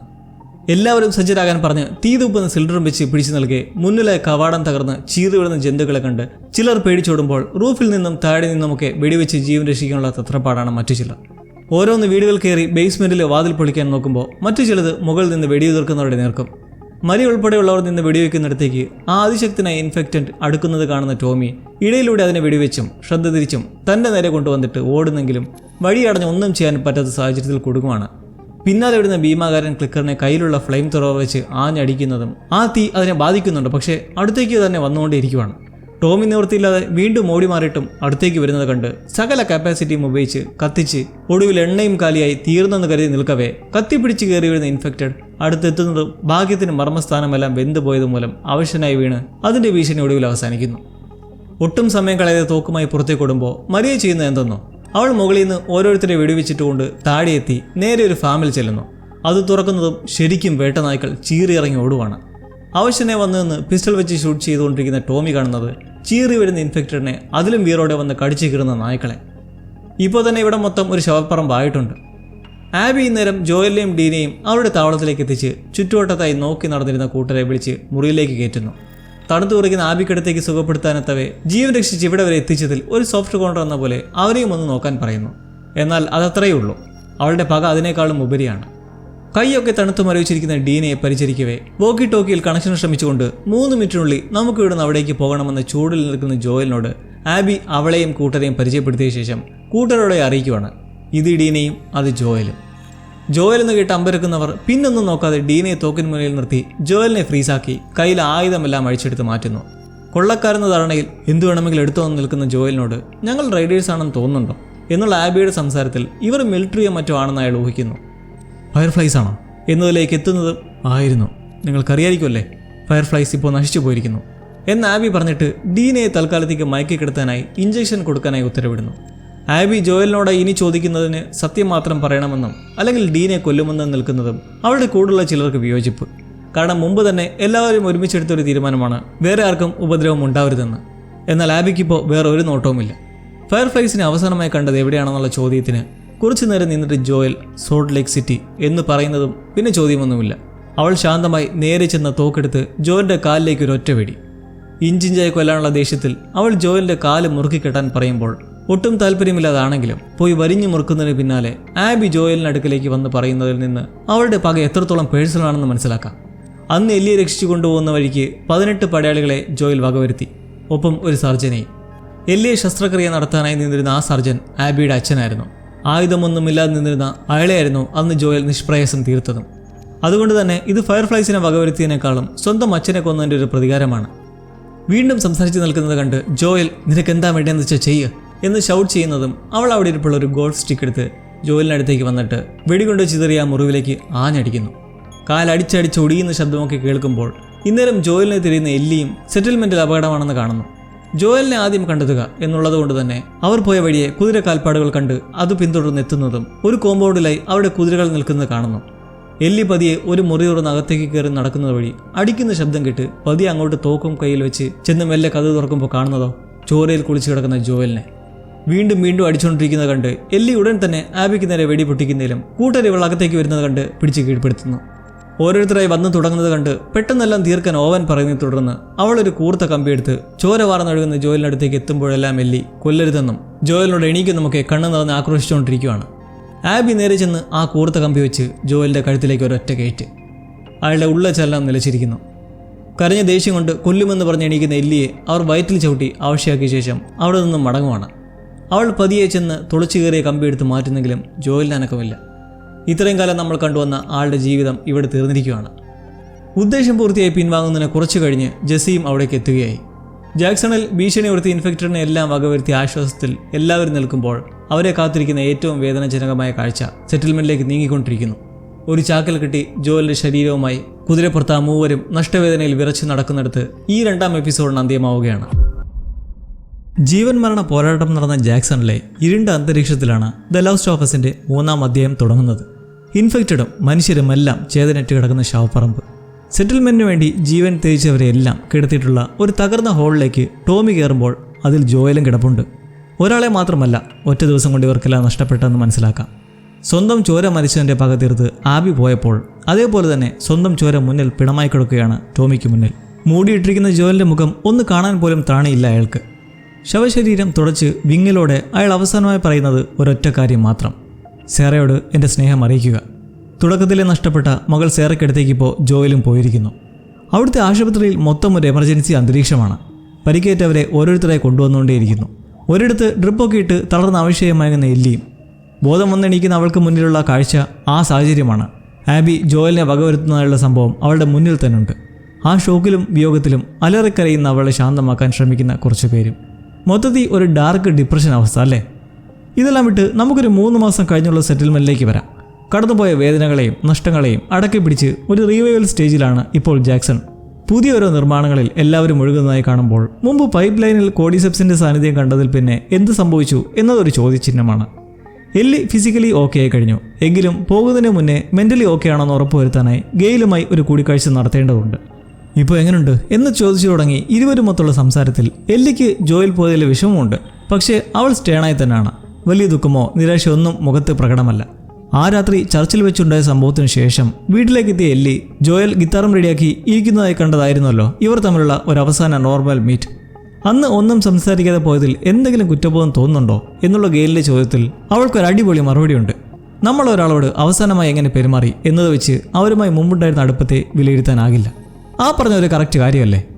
ജോയലുമുത്തുണ്ടായിരുന്ന അവസാന തെറാപ്പി സെഷനിൽ എന്തോ അപരാധം ചെയ്തെന്ന പോലുള്ള അയാളുടെ തോന്നലും അതേക്കുറിച്ച് ചോദിച്ചപ്പോൾ എല്ലിയെ രക്ഷിച്ചതായിരുന്നു എന്നും ഇമോഷണൽ ആയതെപ്പറ്റി ഗെയിൽ പറയുമ്പോൾ എല്ലിയെ സംബന്ധിച്ചിടത്തോളം നിരവധി തവണ ജോയൽ അവളെ രക്ഷിച്ചിട്ടുണ്ട്. പക്ഷേ അതിലങ്ങനെ അപരാധമായി തോന്നത്തക്ക തരത്തിലുള്ളത് എന്താണെന്ന് മനസ്സിലാവുന്നില്ല. അങ്ങനെ ഒരു സങ്കടവുമില്ലാണ്ട് നല്ല സോളിഡായി തന്നെ നിൽക്കുന്നത് കണ്ട് നിന്നെപ്പോലുള്ള മനഃശക്തി ഞങ്ങൾക്കും ഉണ്ടായിരുന്നെങ്കിൽ എത്ര ആശ്വാസമായനെ എന്ന് പറഞ്ഞ് അവളെ വിടുന്നതിലും ഗെയിലിനറിയാം അവൾ മനസ്സിലെ വേദന പുറത്ത് പ്രകടിപ്പിക്കാതെ കാണിക്കുന്നൊരു കള്ളത്തരമാണ് ഇതെന്ന്. അങ്ങനെ എല്ലി നടന്ന് വീട്ടിലേക്ക് എത്തുമ്പോൾ അവിടെ ജോയലിനോട് ആദരസൂചകമായി നാട്ടുകാരുടെ ഓരോ എഴുത്തുകളും പൂക്കളുമൊക്കെ വെച്ചിരിപ്പുണ്ട്. കുറേ നാൾക്ക് ശേഷം നാഥനില്ലാതായി വീട്ടിലേക്ക് കയറി ഒരിക്കൽ പിണങ്ങിയിട്ടേച്ചും പോയ സ്വന്തം മുറിയും ജോയലിൻ്റെ ഓരോ വസ്തുക്കളിലൂടെയും വസ്ത്രങ്ങളിലൂടെയും കടന്നുപോയി അവൾക്ക് ബ്രേക്ക് ഡൗൺ ഉണ്ടാവുന്നു. പൊട്ടിക്കരയുന്നതിലും അത് പുറത്താരെയും കാണിക്കാൻ വയ്യ. അതുകൊണ്ട് തന്നെ പുറത്തു നിന്ന് ഡീനെ വിളിക്കുമ്പോൾ കണ്ണൊക്കെ തുടച്ച് ഒന്ന് നോർമലായി ആണ് അവൾക്ക് മുന്നിലേക്ക് എത്തുന്നത്. ആശുപത്രിയിൽ പോയി അവിടുന്ന് ഡിസ്ചാർജായി അറിഞ്ഞ് വീട്ടിലേക്ക് എത്തിയ ഡീന അവൾക്ക് കുറച്ച് കുക്കീസ് ബിസ്ക്കറ്റുമായാണ് വന്നിട്ടുള്ളത്. അതും ഒരു ഗിഫ്റ്റല്ല, ഒരു പീസ് ഓഫറിങ്. കാരണം ആശുപത്രിയിൽ കിടക്കെ ആ ദിവസം സംഭവിച്ചത് എന്താണെന്ന് ചോദിച്ചപ്പോൾ ഡീന എല്ലിയോട് പറഞ്ഞത് ജോയലിനെ വകവരുത്തിയവരെക്കുറിച്ച് യാതൊന്നും അറിയില്ലെന്നായിരുന്നു. എന്നാൽ അവരെന്ന് സ്വയം പരിചയപ്പെടുത്തിയതെല്ലാം ഡീനയുടെ മുന്നിൽ വെച്ച് തന്നെയായിരുന്നു.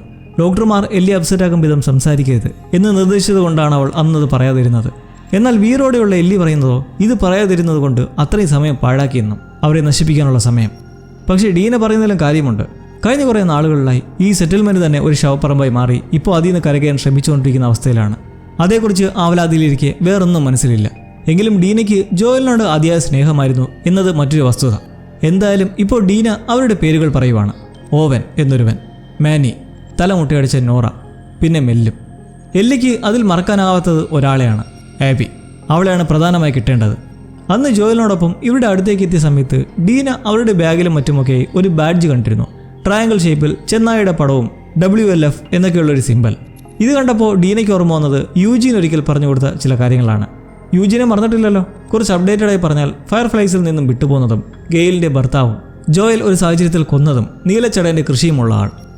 ഡീനയ്ക്ക് അയാൾ വഴി അറിയാൻ കഴിഞ്ഞത് ഫെഡറെ കൂപ്പുകുത്തിക്കാൻ ഫയർഫ്ലൈസ് പോലെ പടിഞ്ഞാറൻ പ്രദേശത്തായി കുറേ കൊച്ചു റിലീജിയസ് ഗ്രൂപ്പുകൾ ഉണ്ടായിരുന്നു. എന്നാൽ അവരാരും ഒന്നിച്ച് പ്രവർത്തിച്ചിരുന്നില്ല. അതിലൊന്നാണ് വാഷിംഗ്ടൺ ലിബറേഷൻ ഫ്രണ്ട് എന്ന സംഘം. അവർ സിയാറ്റിൽ പ്രദേശത്താണ് ഉള്ളത്. എല്ലിയാകട്ടെ അവറ്റുകളെ മനസ്സിലോർത്ത് തെറി പറഞ്ഞിട്ട് ഇവർ എത്രത്തോളം ചെറുതാണെന്ന് തിരക്കുവാണ്. കാരണം ഇങ്ങനെ ഗ്രൂപ്പിനെ പറ്റി കേട്ട് കളിവ് പോലുമില്ല. അതുകൊണ്ട് തന്നെ നമുക്കത് കൈകാര്യം ചെയ്യാവുന്നതേ ഉള്ളൂ എന്ന് പറയുന്ന ഡീനയോട് ഇക്കാര്യത്തെപ്പറ്റി വേറെ ആരോടെങ്കിലും പറഞ്ഞിട്ടുണ്ടോ എന്ന് ചോദിച്ചാൽ ഇതാദ്യമേ പറയുന്നത് തന്നെ എല്ലിയോടാണ്. ഇനി എന്ത്? ടോമിക്കടുത്തേക്ക് ഇരുവരും എത്തി ഇക്കാര്യം പറഞ്ഞ് എങ്ങനെയും മാറ്റുകളെ കണ്ടുപിടിക്കണമെന്ന് പറയുമ്പോൾ എന്നാൽ അയാൾക്ക് നോക്കേണ്ടത് ഈ സെറ്റിൽമെൻറ്റിൻ്റെ കൂടി അവസ്ഥയാണ്. ഇപ്പോൾ തന്നെ കുറച്ചായി കരകയറി വരുവാണ്. തൽക്കാലത്തേക്ക് അത് പിന്നീട് നോക്കാൻ നിൽക്കുന്നത് കാണുന്ന എല്ലി കിടന്ന് തിളയ്ക്കുവാണ്. മരിക്കേണ്ടി വന്നത് നിങ്ങളായിരുന്നേൽ ഇപ്പോൾ ജോയൽ അവരുടെ താവളത്തിലെത്തിയിരുന്നേനെ. ടോമി ഇത് കേട്ട് അറിയാം, കാരണം അതിൻ്റെ സഹോദരൻ കൂടിയാണ്. എന്തായാലും മരിയയോട് പറഞ്ഞ് അടുത്ത ദിവസം തന്നെ കൗൺസിലിനെ വെച്ച് ഒരു മീറ്റിംഗ് നടത്താമെന്നും ജനങ്ങൾക്ക് ഇതേപ്പറ്റി പറയാനുള്ളത് എന്താണെന്നറിയാം എന്ന് പറഞ്ഞ ഡീനയോട് ജോയലിനെ കൊന്നവരുടെ വിവരങ്ങൾ തന്നോട് പറയാത്തതിൽ താക്കീതും കൊടുത്ത് വീഴുന്നു. കുറച്ച് മൈലുകൾ മാറി ഒരു പ്രദേശത്താണ് ജോയൽ ഉൾപ്പെടെയുള്ളവരെ അടക്കം ചെയ്തിരിക്കുന്നത്. പോണമെങ്കിൽ വഴി പറഞ്ഞു തരാമെന്ന് നിൽക്കുന്ന ടോമിയോട് എന്തായാലും അത് സിയാറ്റിലേക്ക് പോകുന്ന വഴി ആകാമെന്ന് പറഞ്ഞ് എല്ലി ബോംബ് ഉറപ്പിക്കാം. അവളുടെ തീരുമാനം എന്തായാലും ഇറങ്ങി തിരിക്കാൻ തന്നെയാണ്. ടോമി പറയുന്നതും അത് വേണ്ട എന്നല്ല, പക്ഷേ എല്ലാവരുമൊത്ത് ഒന്ന് ആലോചിക്കാമെന്നാണ്. അയാൾ എന്തായാലും ഈ ഉദ്ദേശത്തെ പിന്താങ്ങി നിൽക്കുകയുമുള്ളൂ. ഇതേ സമയം മറ്റൊരിടത്ത് സിയാറ്റിലേക്ക് കാട്ടുവഴിയിലൂടെ നടന്നു നീങ്ങുന്ന ഒരു സംഘം. പ്രത്യേകതരം സിമ്പിളുള്ള കോട്ടും കുട്ടികൾ ഉൾപ്പെടെയുള്ളവരുടെ മുഖത്തായി നീളൻ മുറിപ്പാടുകളുമൊക്കെയായി നടക്കുന്നവർ ഒരു പുതിയ അഭയം തേടി പോവുകയാണ്. ഇവരെക്കുറിച്ച് ഇപ്പോൾ അധികമൊന്നും പറയുന്നില്ലെങ്കിലും ഈ സംഘത്തെ അറിയപ്പെടുന്നത് സെറാഫൈറ്റ്സ് എന്നാണ്. സ്കാർസ് എന്നും അറിയപ്പെടുന്ന ഈ കൂട്ടർ ഒരു റിലീജിയസ് കൾട്ടാണ്. കോഡിസെപ്സ് മഹാമാരി പൊട്ടിപ്പുറപ്പെട്ട് വർഷങ്ങൾക്ക് ശേഷം സിയാറ്റിൽ തന്നെ ഉടലെടുത്ത ഒരു ഗ്രൂപ്പ്. ഇപ്പോൾ ഈ നടക്കുന്ന സംഘത്തിനെ കുറിച്ച് പിറകിലായി അവർക്ക് കാവലായി മറ്റൊരുവനുണ്ട്. ഇവർ വിസലടിച്ച് ഒരു കോഡ് ലാംഗ്വേജ് പോലെയാണ് ദൂരെ നിന്ന് കമ്മ്യൂണിക്കേറ്റ് ചെയ്യുന്നത്. ചൂളമടി കേട്ട് ആരും പിന്തുടരുന്നില്ലെന്ന് മനസ്സിലാക്കിയത് അങ്ങനെ നടക്കവേ അതിലെ പ്രധാനിയായ അച്ഛനും മകളുമായി സംസാരിക്കുന്ന വഴി ഇവർ ഒരു പ്രവാചകയെ ആരാധിച്ചും അവരുടെ ഉപദേശങ്ങളിലും നിലയുറച്ചു പോകുന്നവരാണെന്ന് മനസ്സിലാക്കാം. 10 വർഷം മുന്നേ മരിച്ച ഏതോ ഒരു സ്ത്രീയാണ് പ്രോഫറ്റായി കണക്കാക്കി പിന്തുടർന്ന് പോകുന്നത്. പിറകിൽ നിന്ന് പെട്ടെന്നൊരു വിസിൽ വരുമ്പോൾ അതൊരു അപായ സൂചനയാണ്. ആരോ വരുന്നതായും പെട്ടെന്ന് ഒളിക്കാനുമുള്ള വിസിൽ സൂചനയിൽ സംഘം പെട്ടെന്ന് കാട്ടിലേക്ക് ഓടി ഒളിക്കുമ്പോൾ മകൾ ചോദിക്കുന്നത് ഏതെങ്കിലും രാക്ഷസന്മാരാണോ എന്ന്. അച്ഛൻ പറയുന്നതാകട്ടെ ചെന്നായ്ക്കളെന്ന്. വോൾഫ്സ്, WLF. എല്ലി പ്രാക്ടീസും ട്രെയിനിങ്ങും ഒക്കെയായി ആശുപത്രി വാസത്തിന് ശേഷം ശരീരമൊന്ന് മെച്ചപ്പെടുത്തി എടുക്കുകയാണ് ജെസ്സിക്കൊപ്പം. ജെസ്സിയുടെ കാര്യം പറഞ്ഞാൽ അവനിപ്പോൾ കൗൺസിലിലെ ഒരു അംഗമാണ്. നാളെ നടത്താൻ പോകുന്ന മീറ്റിങ്ങിനെ കുറിച്ച് പറഞ്ഞിട്ട് കൗൺസിലിൻ്റെ അന്തിമ തീരുമാനം എന്തായിരിക്കുമെന്ന് എല്ലി ചോദിക്കുന്നതിലും ജെസ്സിക്ക് മറുപടിയില്ല. കൗൺസിലിൻ്റെ വോട്ടിങ്ങിനെ കുറിച്ച് പുറത്തു പറയാൻ പറ്റില്ല എന്ന് നിൽക്കുന്നതിലും അവൻ പറയുന്നത് അത് നാളത്തെ യോഗത്തെ അപേക്ഷിച്ചിരിക്കുമെന്നും. അതുകൊണ്ടിപ്പോൾ നീ ചെയ്യേണ്ടത് നിനക്ക് പറയാനുള്ളതെല്ലാം ഒരു പേപ്പറിൽ എഴുതി യോഗത്തിൽ വന്ന് വായിക്കുക. കാരണം അല്ലെങ്കിൽ നീ എടുത്തടിച്ച പോലെ ദേഷ്യം സംസാരിക്കും. ദേഷ്യത്തിന് ആരും വോട്ട് ചെയ്യില്ല എന്നെല്ലിക്ക് ഒരു അഡ്വൈസും കൊടുത്ത് ജെസ്സി ഇറങ്ങിപ്പോവുകയാണ്. അങ്ങനെ ഉറ്റുനോക്കുന്ന അടുത്ത ദിവസം മീറ്റിംഗ് തുടങ്ങിയിരിക്കുകയായി. സെറ്റിൽമെൻറ്റിലെ വിളകളെല്ലാം നശിച്ചു. പുതിയ കൃഷി തുടങ്ങണമെന്ന് ആദ്യത്തിന് അഭിപ്രായം പറയുന്ന ഒരു ദേശവാസിയോട് നമുക്ക് ജോയലിനെ കൊന്നവരെ തേടി പിടിക്കുന്ന ടോപ്പിക്കിലേക്ക് വരാമെന്ന് പറയുമ്പോൾ അയാൾക്ക് അതിലൊരു അഭിപ്രായവുമില്ല. അതായത് അവിടെയുള്ള മിക്കവരുടെ സ്ഥിതി ഇതൊക്കെ തന്നെയാണ്. ജോയൽ നല്ലൊരു മനുഷ്യനായിരുന്നു. അയാൾ മരിച്ചതിൽ വിഷമമുണ്ട്, എല്ലിയുടെ ഖേദവുമുണ്ട്. എന്നാൽ ഇവിടെ പലരും അതേപോലെ സ്വന്തം സഹോദരിയും കുടുംബത്തെയും ഒക്കെ നഷ്ടപ്പെട്ടവരാണ്. ഇപ്പോൾ ജോയലിനെ കൊന്നവരെ തേടിപ്പോയി വീണ്ടുമുള്ളവർ അപകടത്തിലേക്ക് ചാടാതെ നാട് പഴയ രീതിയിലാക്കി എടുക്കാൻ ശ്രമിക്കാം എന്നാണ് പലരും അഭിപ്രായം പറയുന്നതായി മനസ്സിലാക്കാവുന്നത്. എന്നാൽ അപ്രതീക്ഷിതമായി സെത്തിന്റെ ശബ്ദം മുഴങ്ങുന്നത് കൂട്ടത്തിൽ ഒരാളുടെ പകയും പ്രതികാരവും ഒന്നും വേണ്ട, നമ്മളെല്ലാം ക്ഷമിച്ചാൽ അവരും നമ്മളോട് ക്ഷമിക്കും എന്നുള്ള സംസാരം കേട്ട്. മുമ്പ് നടന്ന വെച്ച് നോക്കിയാൽ ജോയലിന്റെ കാര്യത്തിൽ സെത്തിന് വലിയ താല്പര്യം ഉണ്ടാവേണ്ടതല്ല. പക്ഷേ ഇയാൾ വ്യക്തമാക്കുന്നത് എന്താണെന്ന് വെച്ചാൽ കൊന്നിരിക്കുന്നത് നമ്മുടെ നാട്ടുകാരനെയാണ്. അവർ ഇനിയും വരും ഇതേപോലെ വേട്ടയാടാൻ. ഇപ്പോൾ നഷ്ടപ്പെട്ട ഒരു ജീവന് വേണ്ടി നമ്മൾ അവരെ ചോദ്യം ചെയ്തില്ലെങ്കിൽ അവർ വീണ്ടും വരിക ബലഹീനരായി നമ്മെ പരിഹസിച്ചുകൊണ്ടായിരിക്കും. മീറ്റിങ്ങിൽ പറയാൻ അവസരമില്ലായിരുന്നിട്ട് കൂടി സെത്ത് ഇങ്ങനെ പറയുമ്പോഴേക്കും അത് നല്ലൊരു ബൂസ്റ്റാണ് എല്ലിക്കും ഉള്ളിൻ്റെ ഉള്ളിൽ ടോമിക്കും. തൊട്ടടുത്ത് തന്നെ എല്ലിയുടെ അഭിപ്രായം കേൾക്കാൻ വിളിക്കുമ്പോൾ അവൾ പേപ്പറിൽ എഴുതിയിട്ടുള്ള ഒരു ടച്ചിങ് സ്പീച്ച് അങ്ങോട്ട് കാച്ചുവാണ്. ജാക്സണിലെ വളരെ മോശമായ സമയത്ത് ഇതുപോലൊരു ചർച്ച ഇപ്പോൾ ശരിയല്ലെന്നറിയാം. എങ്കിലും ഇത് പകയോ പ്രതികാരമോ ഒന്നുമല്ല, നീതിയാണ്. നാളെ നമ്മളിൽ ഒരാൾ ഒരപരിചിതന്റെ കയ്യാൽ മരണപ്പെടുമ്പോൾ തീർച്ചയായും എല്ലാവരും ഒന്നിച്ചേർന്ന് നിൽക്കണം. ജോലിന് നീതി ലഭിക്കുക അവരെ കണ്ടുപിടിച്ചാൽ മാത്രമായിരിക്കുമെന്നും ഇത് നമ്മൾക്ക് എല്ലാവർക്കും വേണ്ടിയാണെന്നൊക്കെ പറഞ്ഞു നിർത്തി അങ്ങനെ ഓരോരുത്തരുടെയും അഭിപ്രായങ്ങൾ കേട്ട കൗൺസിൽ മെമ്പേഴ്സിന്റെ വോട്ടിംഗ് നടക്കുവാണ്. നിർഭാഗ്യവശാൽ 3 പേരൊഴികെ ബാക്കിയുള്ള 7 പേരും ഈ ദൗത്യം ഇപ്പോൾ വേണ്ടതില്ലെന്ന് വോട്ട് ചെയ്യുന്നതോടെ ആ വഴിയും അടയുന്നു. ടോമിക്ക് എല്ലിയുടെ കാര്യത്തിൽ സംശയമുണ്ട്. അവളിനി എന്തെങ്കിലും വേണ്ടാത്തത് കാണിക്കുമോ എന്നൊരു പേടി. ഏത് ഒറ്റയ്ക്ക് അവരെ തേടി ഇറങ്ങി തിരിക്കുവന്നേ. മീറ്റിങ്ങിലുണ്ടായിരുന്ന ഗെയിലിനോട് ടോമി വന്ന് ഇതേക്കുറിച്ച് സംശയിക്കുമ്പോൾ അവർ ചോദിക്കുന്നത് അവളുടെ പ്രസംഗം നെഞ്ചിൽ തട്ടി പറഞ്ഞാണെന്ന് വിശ്വസിക്കുന്നുണ്ടോ എന്നാണ്.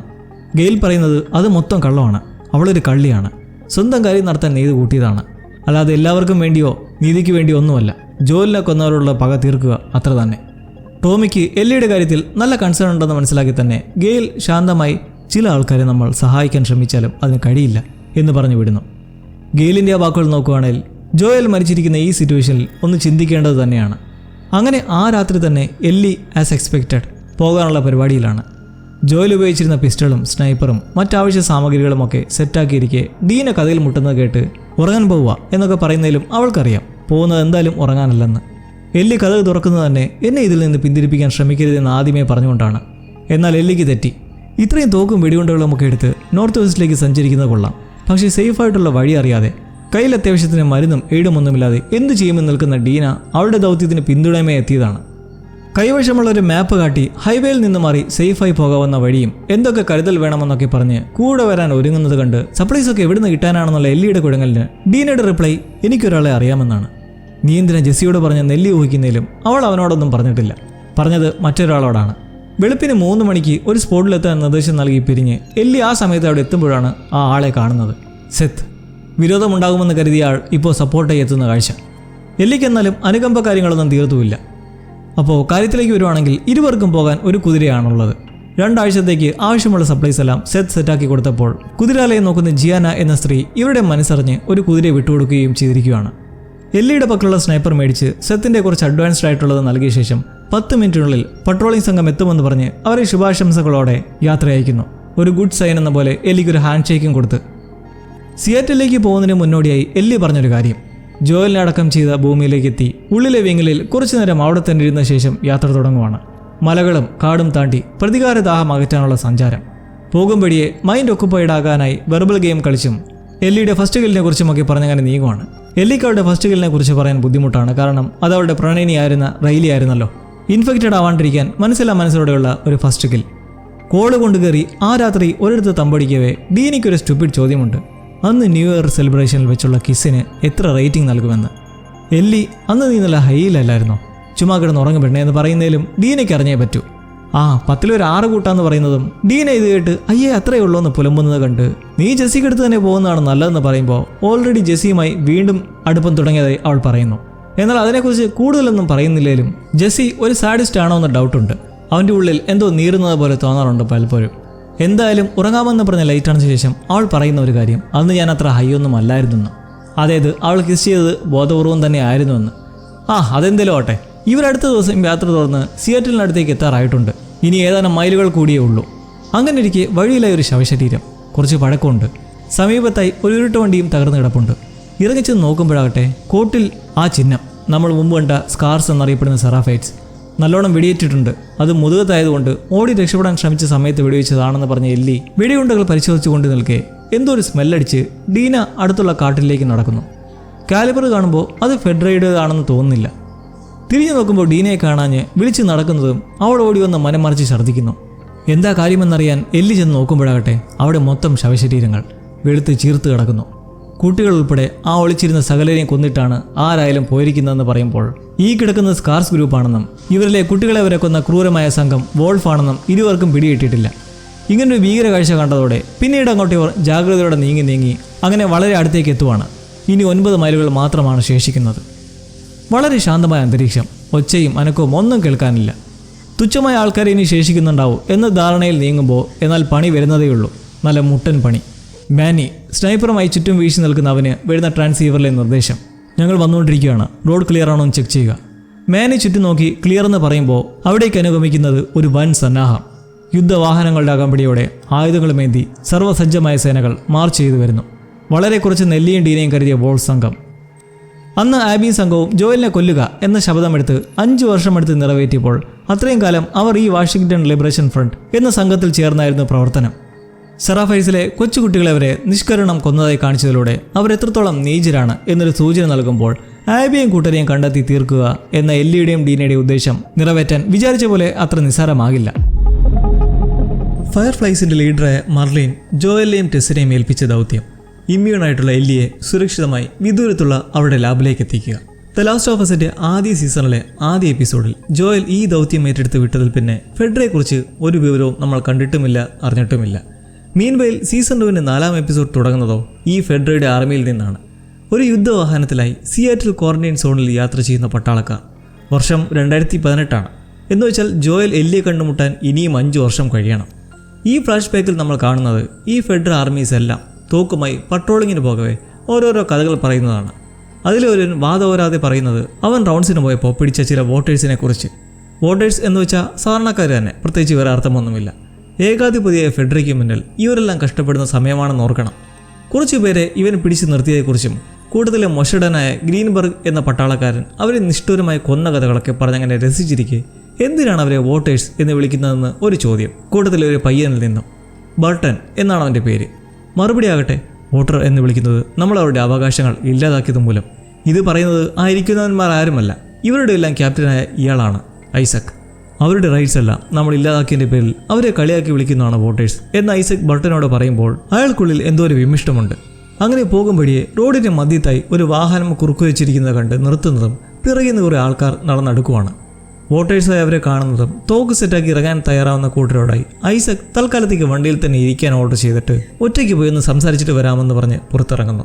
പോകുമ്പോൾ ആ പയ്യൻ ബർട്ടിനെയും കൂട്ടി അടുത്ത് ചെല്ലുമ്പോഴാട്ടെ അവർ ഐസക് ആണോന്ന് ചോദിക്കുന്നു. അതേന്ന് പറഞ്ഞ് അവരുമായി കൈകൊടുക്കുന്നതിന് പിറകെ നേരെ ചെന്ന് വളരെ കാഷ്വലായി വണ്ടിക്കുള്ളിലേക്ക് 2 ഗ്രനേഡ് ഇട്ട് ഒറ്റ അടയ്ക്കൽ. പൊട്ടിത്തെറിച്ച് അതിനുള്ളിലെ എല്ലാ എണ്ണവും ചിന്നിച്ചിതറുമ്പോൾ ജീവൻ ശേഷിക്കുന്ന ഡ്രൈവറെയും കൊന്നു വന്നു നിൽക്കുന്ന ഐസക് ഫെഡ്രയുടെ പോരാളി ആയിരുന്നെങ്കിലും അയാളുടെ മനസ്സ് വോട്ടേഴ്സിനൊപ്പം ആണെന്ന് കാട്ടിത്തരുന്ന ഒരു സന്ദർഭം. അവർ ഐസക്കിന് ഷേക്കാൻ കൊടുത്ത് വെൽക്കം ചെയ്യുമ്പോൾ ഇതെല്ലാം കണ്ട് വിരണ്ട തോക്കും ചൂണ്ടി നിൽക്കുന്ന ബർട്ടനോടായി ഒരു ചോദ്യം: ഇനി നിന്റെ തീരുമാനം എന്താണ്? പയ്യൻ പേടിച്ചു വിരണ്ടങ്ങനെ നിൽക്കുവാണ്. പക്ഷേ ഈ ഐസക്കിനെ പറ്റി മുമ്പ് ഓവൻ മെൻഷൻ ചെയ്തിട്ടുണ്ട്. നിലവിൽ WLFന്റെ ലീഡറാണ് ഐസക്. അപ്പോൾ അതിലേക്ക് എങ്ങനെ എത്തി എന്നൊരു ഗ്ലിംസാണ് നമ്മളിപ്പോൾ കണ്ടിരിക്കുന്നത്. ഇനി എന്തായാലും പ്രസന്റിലേക്ക് വരാം. ഒടുവിൽ എല്ലിയും ഡീനയും അതാ സിയാറ്റിൽ നഗരത്തെ തൊട്ടിരിക്കുന്നു. വഴിയിൽ കാണുന്ന ഒരു മെഡിക്കൽ സ്റ്റോറിൽ കയറി ആവശ്യത്തിനുള്ള എന്തെങ്കിലും കിട്ടുമോ എന്ന് നോക്കുന്നതിലും ഒന്നും നല്ലതില്ല, ഉള്ളതാണെങ്കിൽ പഴകിയതും. ഡീന അതിനിടയിൽ എന്തോ ഒന്ന് മെഡിക്കൽ സ്റ്റോറിൽ കണ്ടെത്തി ഞാനൊന്ന് മുള്ളിയിട്ട് വരാമെന്ന് പറഞ്ഞ് പോകുന്നുണ്ട്. പക്ഷെ അതെന്താണെന്ന് കാണിച്ചിട്ടില്ല. അങ്ങനെ വലിയ ഗുണമൊന്നുമില്ലാതെ വെയിറ്റ് ചെയ്യുന്ന എല്ലിക്കടുത്തേക്ക് ഡീന എത്തവേ മുഖത്തെന്തൊരു മാറ്റം കണ്ട് തിരക്കുന്നതിലും ഒന്നുമില്ലെന്ന് പറഞ്ഞ് യാത്ര തുടരുന്നു. പിന്നീട് അവരെത്തുന്നത് ഒരു പ്രൈഡ് നെയ്ബർഹുഡിലേക്കാണ്. കൊടിയും വരിയും ഒക്കെയുണ്ട്, പക്ഷെ എല്ലാം തകർന്ന നിലയിലും. എപ്പോഴോ നല്ല ബോംബിംഗ് നടന്നതായി മനസ്സിലാക്കാം. അങ്ങനെ നടക്കവേ മുന്നിൽ കുറേ അസ്ഥികൂടങ്ങളും ടാങ്കർ വാഹനവും. പായലും പടർന്നു നിൽക്കുന്ന ചെടികളൊക്കെ കൂടി ആ വാഹനം ഫെഡ്ര സംഘത്തിൻ്റെതാണ്. കിടക്കുന്ന അസ്ഥികൂടങ്ങളിലെല്ലാം ധരിച്ചിട്ടുള്ളത് ഫെഡ്ര യൂണിഫോമാണ്. വർഷങ്ങൾക്ക് മുന്നേ നടന്ന ഏതോ പോരാട്ടത്തിൽ തീർന്നതാണേലും വോൾഫിന്റെ കരുത്ത് ഇനിയും അറിഞ്ഞിട്ടില്ലാത്ത എല്ലി ഇത് ചിലപ്പോൾ ഏതെങ്കിലും സാഹചര്യത്തിൽ ഫെഡ്ര ടീംസ് പരസ്പരം വെടിവെച്ച് തീർന്നാകാമെന്ന് പറഞ്ഞ് വാഹനത്തിലേക്ക് കയറി നോക്കുന്നു.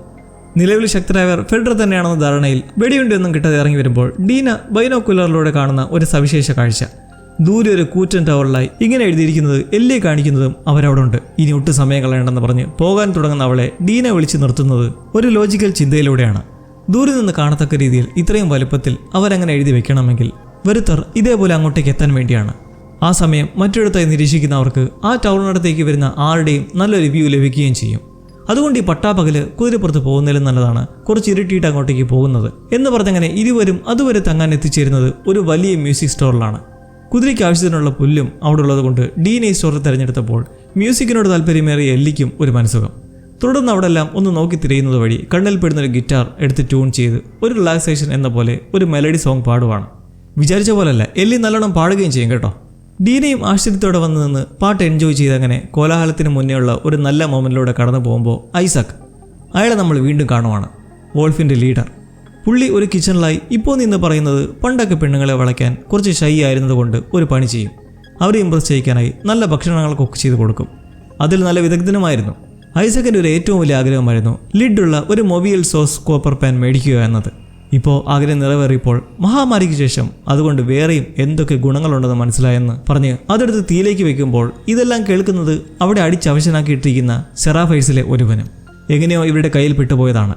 നഗ്നനായി അവിടെ അങ്ങനെ ഇരുത്തിയിരിക്കുന്നതിൻ്റെ ഉദ്ദേശം ഈ സെറാഫൈറ്റ്സ് ഇനി വോൾഫിൻ്റെ ഏത് മേഖലയിലാണ് ആക്രമിക്കാൻ പോകുന്നത് എന്നറിയാനാണ്. ഈ രണ്ടു കൂട്ടരും നല്ല ശത്രുക്കളാണ്. പക്ഷേ രണ്ടുപേരുടെ പക്കലും ന്യായമായ ഓരോ കാരണങ്ങളുണ്ട്. വോൾഫിലെ ഒരു കൊച്ചുകുട്ടിയെ കൊന്നതിൻ്റെ പേരിൽ അവരെ കടന്നാക്രമിക്കാൻ ഐസക് പദ്ധതിയിടുമ്പോൾ സെറാഫൈറ്റ്സ് അങ്ങനെ ചെയ്തത് അവരുടെ സംഘത്തിലെ കുട്ടികളെ കൊന്നതിൻ്റെ തിരിച്ചടിയും. കുട്ടികളെ കൊന്നത് അവരെ ട്രെയിൻ ചെയ്യിച്ച് വോൾഫ് സംഘത്തിന് നേരെ വെടിയുതിർത്തതുകൊണ്ടാണെന്ന് ഐസക്കും. സംഭവം അടിക്ക് തിരിച്ചടി എന്ന പോലെ അങ്ങനെ തുടർന്നുകൊണ്ടിരിക്കുമ്പോൾ ഇപ്പോൾ പിടിയിലെ സെറാഫൈറ്റിനെ കൊണ്ട് അവരുടെ അടുത്ത അറ്റാക്ക് എവിടെയെന്ന് പറയിക്കാനാണ് പാൻ എടുത്ത് തീയിൽ വെച്ച് ചൂടാക്കിയിട്ട് അത് അയാളുടെ കയ്യിലേക്ക് വെച്ച് പൊള്ളിക്കുന്നത്. പാൻ കൊണ്ടുള്ള ഐസക്കിന് മറ്റൊരു ഗുണം, സ്കാർസ് എന്ന് വിളിക്കുന്നത് അവർക്ക് ഇഷ്ടമല്ല. ഐസക് പുച്ഛിക്കുന്ന അവരുടെ ആരാധനാപാത്രമായ പ്രവാചകയെ പറ്റി അയാൾ പറയുന്നത്, നിങ്ങളുടെ വോൾഫിൽ നിന്നും ഓരോ ദിവസവും ഓരോരുത്തർ പ്രവാചകയുടെ മഹത്വം അറിഞ്ഞ് കൂടിക്കൊണ്ടിരിക്കുകയാണ്. എന്നാൽ ഞങ്ങളിൽ ഉള്ള ഒരാളും വോൾഫിലേക്ക് വരാൻ ആഗ്രഹിക്കുന്നുമില്ല. ഐസക് എന്തായാലും ഇവനെ കൊണ്ട് പ്രയോജനമൊന്നുമില്ലെന്ന് കണ്ട് കാഞ്ചി വലിച്ചു തീർക്കുമ്പോൾ പുറത്തു കാവലായുള്ളതിൽ അവനുമുണ്ട്, ബർട്ടൻ. അവനെടുത്ത തീരുമാനം അപ്പോൾ ഇതാണ്: വോട്ടേഴ്സിനൊപ്പം വോൾഫിനൊപ്പം കൂടുക. എല്ലിയും ഡീനയും ടവറിനടുത്ത് എത്തിയിരിക്കുകയാണ്.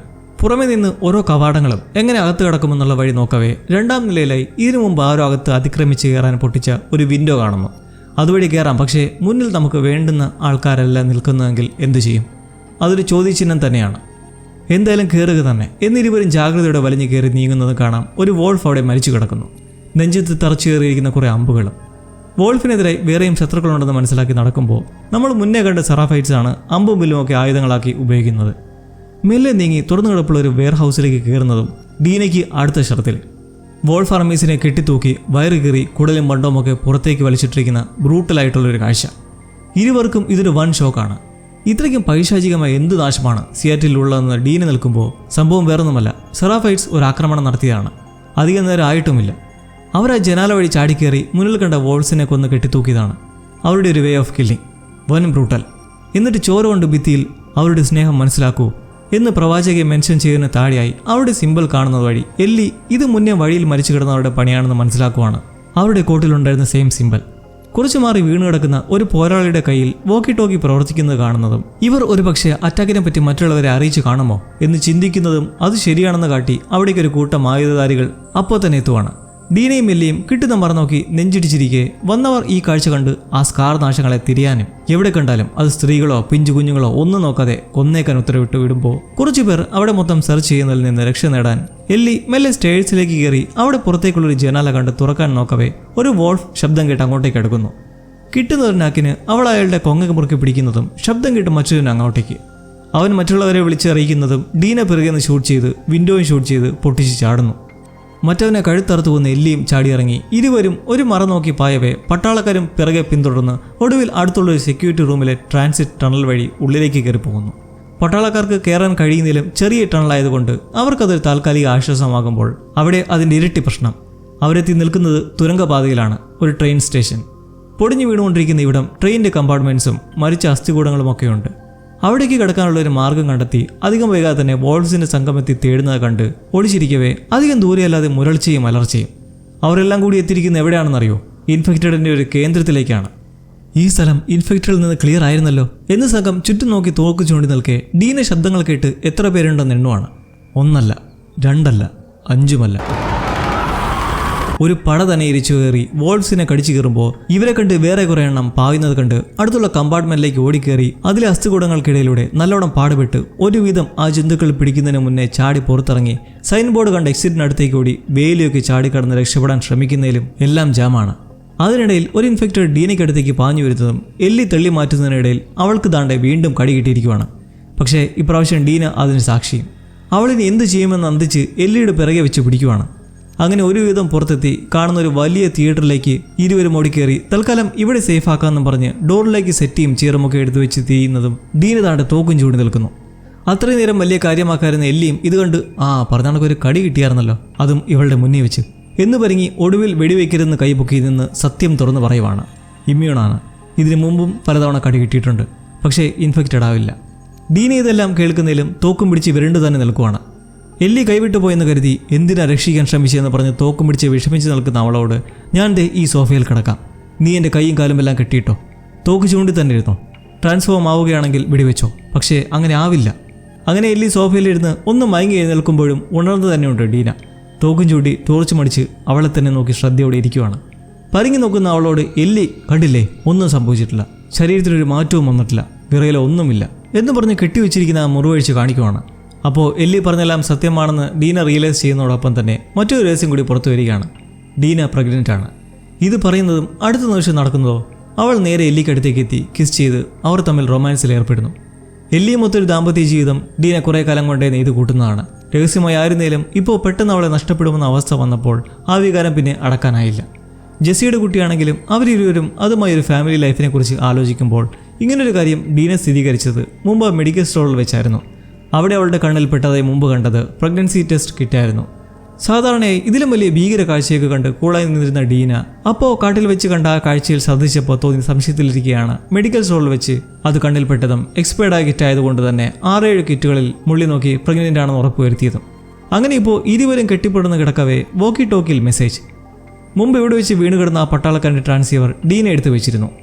ഇപ്പോൾ അതിലൊരു പട്ടാളക്കാരൻ അടിയന്തരമായി പറയുന്നത് സ്കാർസിൻ്റെ ഒരു വൻ ആക്രമണം ഉണ്ടായിരിക്കുകയാണ്, നിരവധി പേർക്ക് പരിക്കുണ്ട്, ലേക്ക് ഹിൽ പ്രദേശത്തുള്ള ആശുപത്രിയിലേക്ക് അവരെ കൊണ്ടുവന്നുകൊണ്ടിരിക്കുകയാണ്, നോറയോട് റെഡിയാകാൻ പറയുക. ഇത്രയും പറഞ്ഞ് പെട്ടെന്ന് കട്ടാവുമ്പോൾ നോറ എന്ന പേര് പറഞ്ഞത് വെച്ച് അപ്പോൾ ലേക്ക് ഹില്ലിൽ അവൾ ഉണ്ടാവുമെന്ന് ഉറപ്പ്. അവളെ കിട്ടിയാൽ ആബി എവിടെയുണ്ടെന്ന് പറയിപ്പിക്കാൻ സാധിക്കും. എല്ലിയും ഡീനയും മാപ്പ് വെച്ച് ആദ്യം അവർ നിൽക്കുന്നത് എവിടെയാണെന്നറിയാൻ പുറത്തേക്കെറിയാൻ നോക്കുമ്പോൾ വിദൂരത്തായി വമ്പൻ ആക്രമണം നടന്ന് പൂകയൊക്കെ വരുന്നത് കണ്ട് മാപ്പിൻ്റെ തന്നെ സഹായത്താൽ അവർ ലേക്ക് ഹിൽ എവിടെയാണെന്ന് സ്പോട്ട് ചെയ്യുന്നു. ഇത്തവണ എല്ലി പറയുന്നത് താൻ ഒറ്റയ്ക്ക് പോയി വരാം, ഡീന ഇവിടെ തന്നെ നിൽക്കുന്നതാണ്, കാരണം അവളിപ്പോൾ പ്രഗ്നൻ്റ് അല്ലേ. എന്നാൽ ഡീനയാകട്ടെ എന്തു വന്നാലും ഒരുമിച്ച് എന്ന് പറഞ്ഞ് കൈകോർത്ത് നിൽക്കുന്നിടത്ത് ദ ലാസ്റ്റ് ഓഫ് അസിന്റെ ഈ അധ്യായം അവസാനിക്കുമ്പോൾ ഇതിലൊരു സബ് പ്ലോട്ടായ സർവ്വസജ്ജമായ WLF-ഉം അത്രയും ശക്തരല്ലാത്ത വിശ്വാസികളും എന്നാൽ വയലൻസിനോട് പൊതുവെ താല്പര്യമില്ലാത്ത പക്ഷേ അപകടകാരികളായ സെറാഫൈറ്റ്സിനെയും ഗെയിം ബേസ്ഡായി ആണ് ഈ സീരീസിൽ കാണിക്കുന്നതെങ്കിലും നമ്മുടെ റിയൽ വേൾഡിൽ ഇതേപോലെ നല്ല സാമ്യമുള്ള ഒന്നാണ് നമ്മൾ കണ്ടിരിക്കുന്ന ഇസ്രായേലി പാലസ്തീൻ സംഘർഷാവസ്ഥ. ഈ രണ്ട് ഗ്രൂപ്പിന്റെ പരസ്പരമുള്ള വിദ്വേഷം പോലെ തന്നെയാണ് നമ്മൾ കാണുന്ന ജോയലിനോടുള്ള ആബിയുടെ പകയും തുടർന്ന് അവളോടുണ്ടാകുന്ന എല്ലിയുടെ പകയുമെല്ലാം. എല്ലാറ്റിനും ഇരുപക്ഷക്കാർക്കും ന്യായമായ കാരണങ്ങൾ. അടച്ചു പൂട്ടിയിട്ടിരിക്കുന്ന ഒരു ഹോസ്പിറ്റൽ ബേസ്മെന്റ് ഫ്ലോറിന് മുന്നിൽ നിന്ന് തുടങ്ങുന്ന 5ാം എപ്പിസോഡിൽ നമ്മൾ ഹൻറഹാനെ വീണ്ടും കണ്ടുമുട്ടുവാണ്. കഴിഞ്ഞ എപ്പിസോഡിൽ തുടക്കത്തിൽ ഐസക്കിന് കൈകൊടുത്ത് വോൾഫിലേക്ക് സ്വാഗതം ചെയ്ത ആ സ്ത്രീ, WLF ഓഫീസറായ ഇവർ വളരെ ടെൻഷനിൽ വന്ന് ഈ അടച്ചു പൂട്ടിയിട്ടിരിക്കുന്ന വാതിലും അതിനു ചുറ്റും ആയുധങ്ങളുമായി കുറേ പട്ടാളക്കാരും ജാഗ്രതയോടെ നിൽക്കുന്നത് കണ്ടിട്ട് എത്തുന്നത് മറ്റൊരു ഓഫീസറായ എലീസിനടുത്തേക്ക്. വിഷമത്തോടെ ഇരിക്കുന്ന അവർ പറയുമ്പോൾ സംഭവം നമ്മളും അറിയുവാണ്. WLFന്റെ ഒരു സംഘത്തെ ആ ബേസ്മെന്റ് അകത്താക്കി പൂട്ടി സീൽ ചെയ്തിരിക്കുകയാണ്, പുറത്തു വരാതിരിക്കാനായി. ഈ മൊത്തത്തിലുള്ള വോൾ സംഘത്തിന് വിട്ടുകളയാൻ പറ്റാത്തതും ഏറ്റവും വാല്യൂ ഉള്ളതുമായ റിസോഴ്സാണ് ഈ ഹോസ്പിറ്റൽ എന്നുള്ളത്. അതിൻ്റെ ഓരോ ബേസ്മെന്റ് ഏരിയസ് ക്ലിയർ ചെയ്യാനായി ഏൽപ്പിക്കപ്പെട്ട എലൈസ് ഒരു സംഘത്തെ അതിനായി താഴേക്ക് അയച്ചു. ലിയോൺ എന്നൊരാളുടെ നേതൃത്വത്തിൽ. ആദ്യത്തെ ബേസ്മെന്റ് സോണായ B1 കുഴപ്പമൊന്നുമില്ലാതെ ക്ലിയർ ചെയ്ത ശേഷം അടുത്ത B2 ഏരിയയിലേക്ക് കടന്നപ്പോൾ അവിടെ ഇൻഫെക്റ്റഡിന്റെ ചില ട്രേസിങ്ങുകൾ കണ്ടെത്തി. ഇതേക്കുറിച്ച് ട്രാൻസീവറിൽ ഉടൻ തന്നെ ലിയോൺ എലൈസിനെ അറിയിച്ച ശേഷം കുറച്ചു കഴിഞ്ഞ് വീണ്ടും ഒരു അലർട്ട് എത്തി. പക്ഷേ അപ്പോൾ ലിയോണിന് നേരെ ചെവിയൊന്ന് വിശ്വസിക്കാൻ പോലും പറ്റാത്ത ഒരു സ്ഥിതിയായിരുന്നു. അവിടെ മൊത്തം കോഡിസെപ്സ് ഇൻഫെക്ഷൻ ആണെന്നും മാത്രമല്ല വായുവിൽ കൂടി പകരുന്നതായുള്ള ഞെട്ടിക്കുന്ന വിവരം അറിയിച്ചു. ഒടുവിൽ പുറത്ത് മറ്റുള്ളവരിലേക്കും ഇത് പകരും എന്ന സാധ്യത കണ്ടതോടെ ലിയോൺ പറഞ്ഞ പോലെ തന്നെ ആ സംഘത്തെ അതിനുള്ളിലാക്കി സീൽ ചെയ്യാനായി എലൈസി നിർദ്ദേശം കൊടുക്കുകയും ചെയ്തു. തികച്ചും നിസ്സഹായമായ ഒരു തീരുമാനം വളരെ വേദനയോടെ എലൈസ് എടുത്തപ്പോൾ എന്നാൽ ലിയോൺ എന്നുള്ളത് അവരുടെ പ്രിയപ്പെട്ട മകനും കൂടിയായിരുന്നു. അങ്ങനെ അധികം സമയമായിട്ടില്ലാത്ത കുറച്ച് വേദനാജനകമായ ഈ തുടക്കത്തിൽ നിന്നും നമ്മൾ ആ തിയേറ്ററിലേക്ക് പോവുകയാണ്. സിയാറ്റിലെ 2ാം ദിവസം. ട്രാൻസീവറിലൂടെ ഓരോ ലൈവ് അപ്ഡേറ്റ്സും കേട്ട് മാപ്പ് നോക്കി എങ്ങനെ അപകടം കുറഞ്ഞ രീതിയിൽ ആശുപത്രിയിലുള്ള നോറയ്ക്കടുത്തേക്ക് എത്താമെന്ന് തലപോയിക്കുന്ന ഡീനയും കുറച്ച് ഫ്രീ ആയി അവിടെ ചുറ്റിക്കിറങ്ങുന്ന എല്ലിയും. അവൾ തിയേറ്ററിൽ ഒരു കൺസേർട്ട് വേദി കണ്ട് അവിടെ വെച്ചിരിക്കുന്ന ഗിറ്റാർ എടുത്ത് ചെറിയ മൂളിപ്പാട്ടൊക്കെ പാടുന്നതിലും പെട്ടെന്ന് ജോയലിന്റെ വേർപാട് മനസ്സിൽ തട്ടി അങ്ങനെ നിൽക്കെ ഡീനെ എത്തി ഒരു പ്ലോട്ട് സെറ്റാക്കി എന്ന് പറഞ്ഞ് വിളിക്കുന്നു. വടക്കു ദിശയും തെക്കു ദിശയും മുൻനിർത്തിയാണ് വോൾഫ് നിരീക്ഷണവും പെട്രോളിങ്ങും ഒക്കെ നടത്തി വരുന്നത്. എന്നാൽ ഇതിനിടയിലായി ഒരു ബ്ലൈൻഡ് സോണാണ്. അവിടെ ഇവരുടെ സാന്നിധ്യമില്ല, എന്നാലും സെർച്ച് ലൈറ്റ്സ് ഉണ്ടാവും. അവിടെ ഈ ഗ്യാപ്പിനടുത്തായി ഒരു വലിയ ബിൽഡിങ്ങുമുണ്ട്. ഈ സ്ഥലത്തേക്ക് പ്രശ്നമൊന്നുമില്ലാതെ എത്തിച്ചേർന്ന് ആ കെട്ടിടത്തിലൂടെ കടന്നിറങ്ങാൻ കഴിഞ്ഞാൽ പിന്നെ ഹോസ്പിറ്റലിലേക്ക് അധികം ദൂരമുണ്ടാവില്ല. പക്ഷേ ഇത്രയും വിന്യസിച്ച് നിരീക്ഷണം നടത്തി വരുന്ന ഇവർ എന്തുകൊണ്ട് ആ ഏരിയയ്ക്കും ബിൽഡിങ്ങിനും ഒന്നും ശ്രദ്ധ കൊടുക്കുന്നില്ല? എല്ലിയുടെ സംശയം ചെന്നെത്തുന്നത് ഒരേ ഒരു സാധ്യതയിലേക്കാണ്. കാരണം അത് ഇൻഫെക്റ്റഡിന്റെ സാന്നിധ്യമുള്ള സോണായിരിക്കണം. അതാണ് ആരും അങ്ങോട്ടേക്ക് അടുക്കാത്തത്. ഡീന പറയുന്നത് എന്തായാലും റിസ്ക്കാണ്, സാഹസികവുമാണ് ഈ ബിൽഡിങ്ങിലേക്ക് എത്തിച്ചേരുക എന്നത്. അവിടെ എത്തിയാൽ പിന്നെ 4 മൈലുകൾ സഞ്ചരിച്ച് ഹോസ്പിറ്റലിലേക്ക് എത്താം. അവിടെ ഫസ്റ്റ് ഫ്ലോറിൽ തന്നെ നോറയും ഉണ്ടാവും. ഇത്ര കൃത്യമായി നിനക്ക് എങ്ങനെ ഇതെല്ലാം അറിയാം എന്ന് ചോദിച്ചാൽ ആ റേഡിയോയിൽ വോൾ സംഘം നോൺ സ്റ്റോപ്പായി കമ്മ്യൂണിക്കേറ്റ് ചെയ്തുകൊണ്ടേയിരിക്കുകയാണ്. അത്ര ധൈര്യത്തോടെ സകലതും കമ്മ്യൂണിക്കേറ്റ് ചെയ്യണമെങ്കിൽ ഒരു റീസൺ ഉണ്ട്. ഇവരുടെ ശത്രുക്കളായ സ്കാർസിനെ നോക്കിയാൽ അവരുടെ പ്രധാന ആയുധം അമ്പും വില്ലുമൊക്കെയാണ്. മാത്രമല്ല ഒരു റിലീജിയസ് കൾട്ടാണെന്നും ഇരുവർക്കും മനസ്സിലായിട്ടുണ്ട്. ഒരു പ്രത്യേകതരം ഗോത്രവർഗ്ഗക്കാരുണ്ട്. അവർ ജീവിക്കുന്നത് ആധുനിക ലോകത്താണെങ്കിലും പിന്തുടരുന്നത് പ്രാചീനമായ രീതികളായിരിക്കും. തോക്കുകളും ബോംബും പരസ്പരമുള്ള റേഡിയോ കമ്മ്യൂണിക്കേഷനും ഒന്നുമില്ലാതെ ഓൾഡ് മോഡൽ തന്ത്രവിദ്യകളിൽ നിലകൊള്ളുന്നവർ. ഈ സ്കാർസ് എന്നുള്ളത് അതുപോലൊരു കൾട്ടായതുകൊണ്ടായിരിക്കും സകല കാര്യങ്ങളും വോൾ സംഘം ശത്രുക്കളാരും കേൾക്കില്ലെന്ന ഉറപ്പിൽ ധൈര്യമായി റേഡിയോയിലൂടെ വിളിച്ച് പറയുന്നതും ഒരു വോക്കി ടോക്കി മിസ്സിംഗ് ആയിട്ട് പോലും അവർക്ക് വലിയ ആകുലതയില്ലാത്തതും. അങ്ങനെ അപകടകരവും സാഹസികവുമായ ആ പദ്ധതിയിൽ ഇരുവരും തിയേറ്റർ വിട്ട് അതീവ ജാഗ്രതയോടെ ചുവടുകൾ മുന്നോട്ട് വയ്ക്കുവാണ്. പോകുന്ന വഴി സേഫാണെന്ന് എല്ലിക്ക് ഒരു ടെൻഷനുണ്ട്. കാരണം സിയാറ്റിൽ എത്തിയതിൽ പിന്നെ കാണുന്ന കാഴ്ചകളും നടക്കുന്ന കാര്യങ്ങളുമൊക്കെ ഇവരെ ഊഹിച്ചതിന് വിപരീതമായാണല്ലോ. മകനാണെങ്കിൽ എലിയ, മകളായാൽ എല്ലി. കുഞ്ഞിനെക്കുറിച്ചുള്ള എല്ലിയുടെ ചോദ്യത്തിൽ ഡീൻ അങ്ങനെ ഓരോ പ്രതീക്ഷകളും പറഞ്ഞ് നടക്കവേ ദാണ്ടെ വീണ്ടും ഒരു വല്ലാത്ത കാഴ്ച. സ്കാർസിന്റെ പണിയാണ് ആ മുറാൽ പെയിന്റിംഗ് എന്ന് മനസ്സിലാക്കാം. എന്നാൽ അറിയൂ അവരുടെ സ്നേഹം എന്നുള്ള അവരുടെ പ്രവാചകയെ ആരാധിച്ചിട്ടുള്ള വാക്കുകൾക്ക് താഴെ അവരെ ആക്ഷേപിച്ചുകൊണ്ടുള്ള എഴുത്തും അതിന് താഴെയായി കൊന്നുകൂട്ടിയിട്ടിരിക്കുന്ന സ്കാർസ് പോരാളികളും വോൾ സംഘത്തിന്റെ ചെയ്തിയാണ്. എല്ലി അന്തിച്ചു നിൽക്കെ ഇത് കാണുന്നതും ഡീനയ്ക്ക് വീണ്ടും ഓർക്കാനും. അവൾക്കുള്ളിൽ മറ്റൊരു ജീവനുണ്ടെന്ന ബോധ്യമുള്ളത് കൊണ്ട് തന്നെ എല്ലി ഇത് കണ്ട് നമുക്ക് തിരിച്ചു പോകാം, നിന്നെ ഇങ്ങോട്ടേക്ക് വന്നത് തന്നെ ഒരു തെറ്റാണ് എന്ന് പിന്തിരിപ്പിക്കാൻ ശ്രമിക്കവേ ഡീന മുന്നോട്ട് തന്നെ നടക്കുവാണ്, അവളുടെ ആദ്യ കൊലയെപ്പറ്റി ഒരു കഥ പറഞ്ഞുകൊണ്ട്. വ്യാപനത്തിന് ശേഷമുള്ള സംഘർഷാവസ്ഥയിൽ ഒരു മലയോരത്ത് ഒറ്റപ്പെട്ട് സഹോദരിയും മാതാപിതാക്കളുമൊത്ത് താമസിച്ചവൾ ദൂരെ കാണാവുന്ന സെറ്റിൽമെന്റിലേക്ക് കളിക്കാൻ പോകാൻ വാശി പിടിക്കുമെങ്കിലും വിടില്ല. ഒരു ദിവസം 2 കൽപ്പിച്ചിറങ്ങിപ്പോയി, കയ്യിൽ കരുതലിനായി ഒരു തോക്കുമായി. എന്നാൽ പോയി തിരിച്ചു വന്നപ്പോൾ കണ്ടത് വീട്ടിൽ അതിക്രമിച്ച് കയറി കുടുംബത്തെ കൊന്നുകൊണ്ടിരിക്കുന്ന ഒരു കൊള്ളക്കാരനെ. ഞെട്ടിത്തെറിച്ച് ഉടൻ തന്നെ തോക്കെടുത്ത് കൈവിറച്ചുകൊണ്ട് അയാളെ വെടിവെച്ചിട്ടു. 8 വയസ്സ് മാത്രമാണെന്ന് പ്രായം. ഭയന്നു വീണ അയാളെ വീണ്ടും വെടിവെച്ച് കൊന്നു. സ്വന്തം കുടുംബത്തെ കൊല്ലുന്നത് കണ്ടാൽ ഇനി നമ്മളവരെ ആക്രമിച്ചത് കൊണ്ടാണോ തിരിച്ച് അറ്റാക്ക് ചെയ്യാൻ വന്നത് എന്നുള്ള യാതൊരുവിധ ചിന്തയും മനസ്സിൽ വരില്ല. അന്ന് അയാളെ ഒന്നും ചെയ്ത് വിട്ടിരുന്നെങ്കിൽ പിന്നീട് ജീവിതം മൊത്തം എന്തായാലും അയാളെ തേടി പോയിക്കൊണ്ടേയിരുന്നേനെ. പറഞ്ഞു വരുന്നത് ജോയൽ അവരെ എന്ത് ചെയ്തിരുന്നാലും ആ വ്യക്തിക്ക് അർഹമായൊരു അന്ത്യമായിരുന്നില്ല അത്. ഡീനയ്ക്ക് ജോയലിനോടുള്ള സ്നേഹത്തെ മനസ്സിലാക്കി തരുന്ന ഒരു സന്ദർഭമാണിത്. ഇനി ഞാനിവിടെ മരിച്ചു വീണാലും അതിൽ നിനക്കൊരു കുറ്റവും കാണില്ലെന്ന് എല്ലിയെ പറഞ്ഞ് മനസ്സിലാക്കി അവർ മുന്നോട്ട് തന്നെ യാത്ര തുടർന്ന് ഇരുട്ടോടെ ആ പട്രോളിംഗ് സംഘത്തിന്റെ പ്രകാശത്തിൽ നിന്നും പാത്തും പമ്മയും ഓടി ആ കെട്ടിടത്തിലേക്ക് കയറി പറ്റുന്നു. ഡീന കണ്ടെത്തുന്ന രണ്ടാശ്വാസം. ഒന്ന്, ആ സെർച്ച് ലൈറ്റ്സ് നല്ല ഉയരത്തിലായതുകൊണ്ട് തന്നെ അഥവാ അടുത്തേക്ക് അടിച്ചാലും ഒളിക്കാൻ ചെറിയ സാവകാശം കിട്ടും. 2, ബിൽഡിങ്ങിനുള്ളിലേക്കുള്ള ഒരു കഥക് തുറന്നെടുപ്പുണ്ട്. പക്ഷേ ഒന്നും ഇതേവരെ ശബ്ദം കേട്ട് ആക്രമിക്കാൻ വന്നിട്ടുമില്ല. ഇരുവരും ഒരു സിമ്പിൾ ലോജിക് നോക്കുന്നത് ഇവിടം ഇൻഫെക്റ്റഡിന്റെ ഒരു കൂട്ടമായിരുന്നെങ്കിൽ എന്തായാലും പുറത്തുള്ള ഒച്ചപ്പാടും വെട്ടവും ഒക്കെ കണ്ട് അവരെ ആക്രമിക്കാൻ മുതിരാതിരിക്കില്ല. അപ്പോൾ വളരെ കുറച്ച് മാത്രം ക്ലിക്കേഴ്സോ റണ്ണേഴ്സോ ഒക്കെ ഇതിലുണ്ടാവുള്ളൂ. എന്തായാലും കാണാം, ഉറപ്പാണ്. പക്ഷേ ഒരിക്കലും വെടിയുതിർക്കാൻ നിൽക്കരുത്. ഒരു സിറ്റുവേഷൻ വന്നാൽ ഒന്നുകിൽ കത്തി ഉപയോഗിക്കുക, ഇല്ലെങ്കിൽ ഓടുക എന്ന് ഡീന എല്ലിയോട് പറഞ്ഞ് ഇരുവരും ആ പാസേജിലൂടെ പതിയെ നടക്കുവാണ്. കാരണം വെടിശബ്ദം പുറത്തുള്ള വോൾ സംഘം കേട്ടാൽ പിന്നെ എന്താകുമെന്ന് പറയണ്ടല്ലോ. പലപ്പോഴും ഡീനയ്ക്ക് നല്ലൊരു കേൾവി ശക്തിയുള്ളതായി തോന്നിയിട്ടുണ്ട്. ഇപ്പോൾ അവൾ നിന്ന് വളരെ ശ്രദ്ധയോടെ അനക്കമൊന്നും കേൾക്കുന്നില്ലെന്ന് ഉറപ്പുവരുത്തി ഒരു ഏരിയയിലേക്ക് കയറുമ്പോൾ കാണാം അവിടെ ഒരാളെ കടിച്ചു കയറിയിട്ടിരിക്കുന്ന കാഴ്ച. മെല്ലെ മറിഞ്ഞു നിന്ന് ടോർച്ച് അടിച്ച് നോക്കുമ്പോൾ മുകളിലൊരു ഇൻഫെക്റ്റഡ്. വെട്ടം കാണുന്നതും അത് ചാടി ഒളിയുന്നത് കാണുന്ന ഡീനയ്ക്ക് അതിശയം. മുമ്പ് വ്യോമിങ്ങിൽ വെച്ച് എല്ലിയെ കടിച്ച പോലത്തെ ഒരു ഇൻഫെക്റ്റഡ് ആണത്. സ്മാർട്ട് ബാൺ, ചിന്തിച്ച് പ്രവർത്തിക്കാൻ കഴിയുന്നത്. ഡീനയെ പറഞ്ഞ് മനസ്സിലാക്കവേ എങ്കിൽ നമുക്കതിനെ പെട്ടെന്ന് വകവരുത്തിക്കൂടെ എന്ന് ചോദിക്കുമ്പോഴാണ് അന്നും അവൾക്ക് കടി കിട്ടിയതായി ഡീനെ അറിയുന്നത്. ഈ സ്മാർട്ട് ബാൺ നല്ല ഫാസ്റ്റാണ്. അന്ന് ആദ്യമേ ഇങ്ങോട്ടേക്ക് അറ്റാക്ക് ചെയ്തതിന് ശേഷമാണ് കൊല്ലാൻ പറ്റിയത്. ഇപ്പോൾ നമ്മൾ രണ്ടുപേരില്ലേ, 2 വശത്തോടെ നീങ്ങി ഷൂട്ട് ചെയ്യാമെന്ന് പറഞ്ഞ് നോക്കുന്നതും അവിടെ വേറൊന്ന്. ഇത്തിരി പ്രശ്നമാണെന്ന് കണ്ട് വന്ന വഴിക്ക് തന്നെ തിരിച്ചു പോകാമെന്ന് മെല്ലെ എണീക്കുന്നതും മുന്നിൽ വേറെയും കുറേ എണ്ണം മറന്നീങ്ങി വരുന്നത് കാണുന്നതോടെ വേറെ വഴിയില്ലാണ്ട് എല്ലി തൊട്ടടുത്ത് കാണുന്ന ഒരു ഫെൻസിലേക്ക് പോയി ലോക്ക് ചെയ്ത് അതുവഴി ഓടാനും താൻ കവർ ചെയ്യാമെന്ന് ഡീനയോട് പറയുന്നതിലും മടിച്ചു നിൽക്കുന്ന അവളെ എനിക്ക് കടി കിട്ടിയാലും കുഴപ്പമില്ലെന്നറിയില്ലേ എന്ന് പറഞ്ഞ് ഒരു ഉമ്മയും കൊടുത്ത് തള്ളിവിട്ടിട്ട് അടുത്ത് വന്നുകൊണ്ടിരിക്കുന്ന ജന്തുക്കളെ വെടിവെച്ചിരിക്കെ ഫെൻസിന്റെ അപ്പുറത്തും ഇൻഫെക്റ്റഡ്. അതിനെയും വെടിവെച്ച് ഡീൻ അകത്ത് കയറുന്നതിലും ഇരുവരുടെയും 4 പാടും ഈറ്റുകൾ റൗണ്ട് ചെയ്യുന്നതോടെ എല്ലാം തീർന്നു എന്ന് നിൽക്കുന്നതും ദൂരെ നിന്ന് വെടിശബ്ദം. ഓരോന്നിനെ വെടിവെച്ചിട്ട് അടുത്തേക്ക് വരുന്നതോ ജെസ്സി. അവൻ ഓടിയെത്തി എല്ലിക്ക് കടി കിട്ടിയിട്ടണമെന്ന് സംശയിച്ച് നിൽക്കെ ഡീൻ അവിടേക്ക് ഓടിയെത്തി കടി കിട്ടിയില്ലെന്ന് വിശ്വസിപ്പിച്ച് നേരെ പുറത്തേക്കിറങ്ങി ഓടുമ്പോഴേക്കും വോൾ സംഘം അടുത്തുവരെ എത്തിയിരിക്കുന്നു. അവരെ ഡിഫെൻഡ് ചെയ്ത് മൂവരും ഓടി ഒരു കാട് പിടിച്ച് പാർക്കിലേക്ക് കയറുന്നതും പട്ടാളക്കാർ പൊടുന്നനെ അങ്ങോട്ടേക്ക് നമ്മൾ പോകാറില്ലെന്ന് പറഞ്ഞ് നിന്നിട്ട് അവർ പുറത്തേക്ക് വന്നാൽ തീർത്തേക്കണം എന്ന് പറഞ്ഞ് കുറച്ചുപേരെ നിർത്തിയിട്ട് പോവുകയാണ്. 5-3 പേരുണ്ട്. എന്തായാലും സ്കാർസ് അല്ല, തോക്കുകളുമുണ്ട് എന്ന് ഇൻഫർമേഷൻ കൊടുത്തവർ പിൻവാങ്ങവേ ഇങ്ങോട്ടേക്ക് അവർ പ്രവേശിക്കാത്തതിന്റെ കാരണം ഇവിടെയും ഇൻഫെക്റ്റഡ് ഉണ്ടെന്ന് ഊഹിക്കുന്നു. കൊള്ളാം, അപകടകാരികളായ കുറച്ച് ജന്തുക്കളുടെ വയലിൽ നിന്നും മറ്റു കുറേ എണ്ണത്തിന്റെ ഇടയിലേക്ക് എത്തിപ്പെട്ടിരിക്കുന്നു.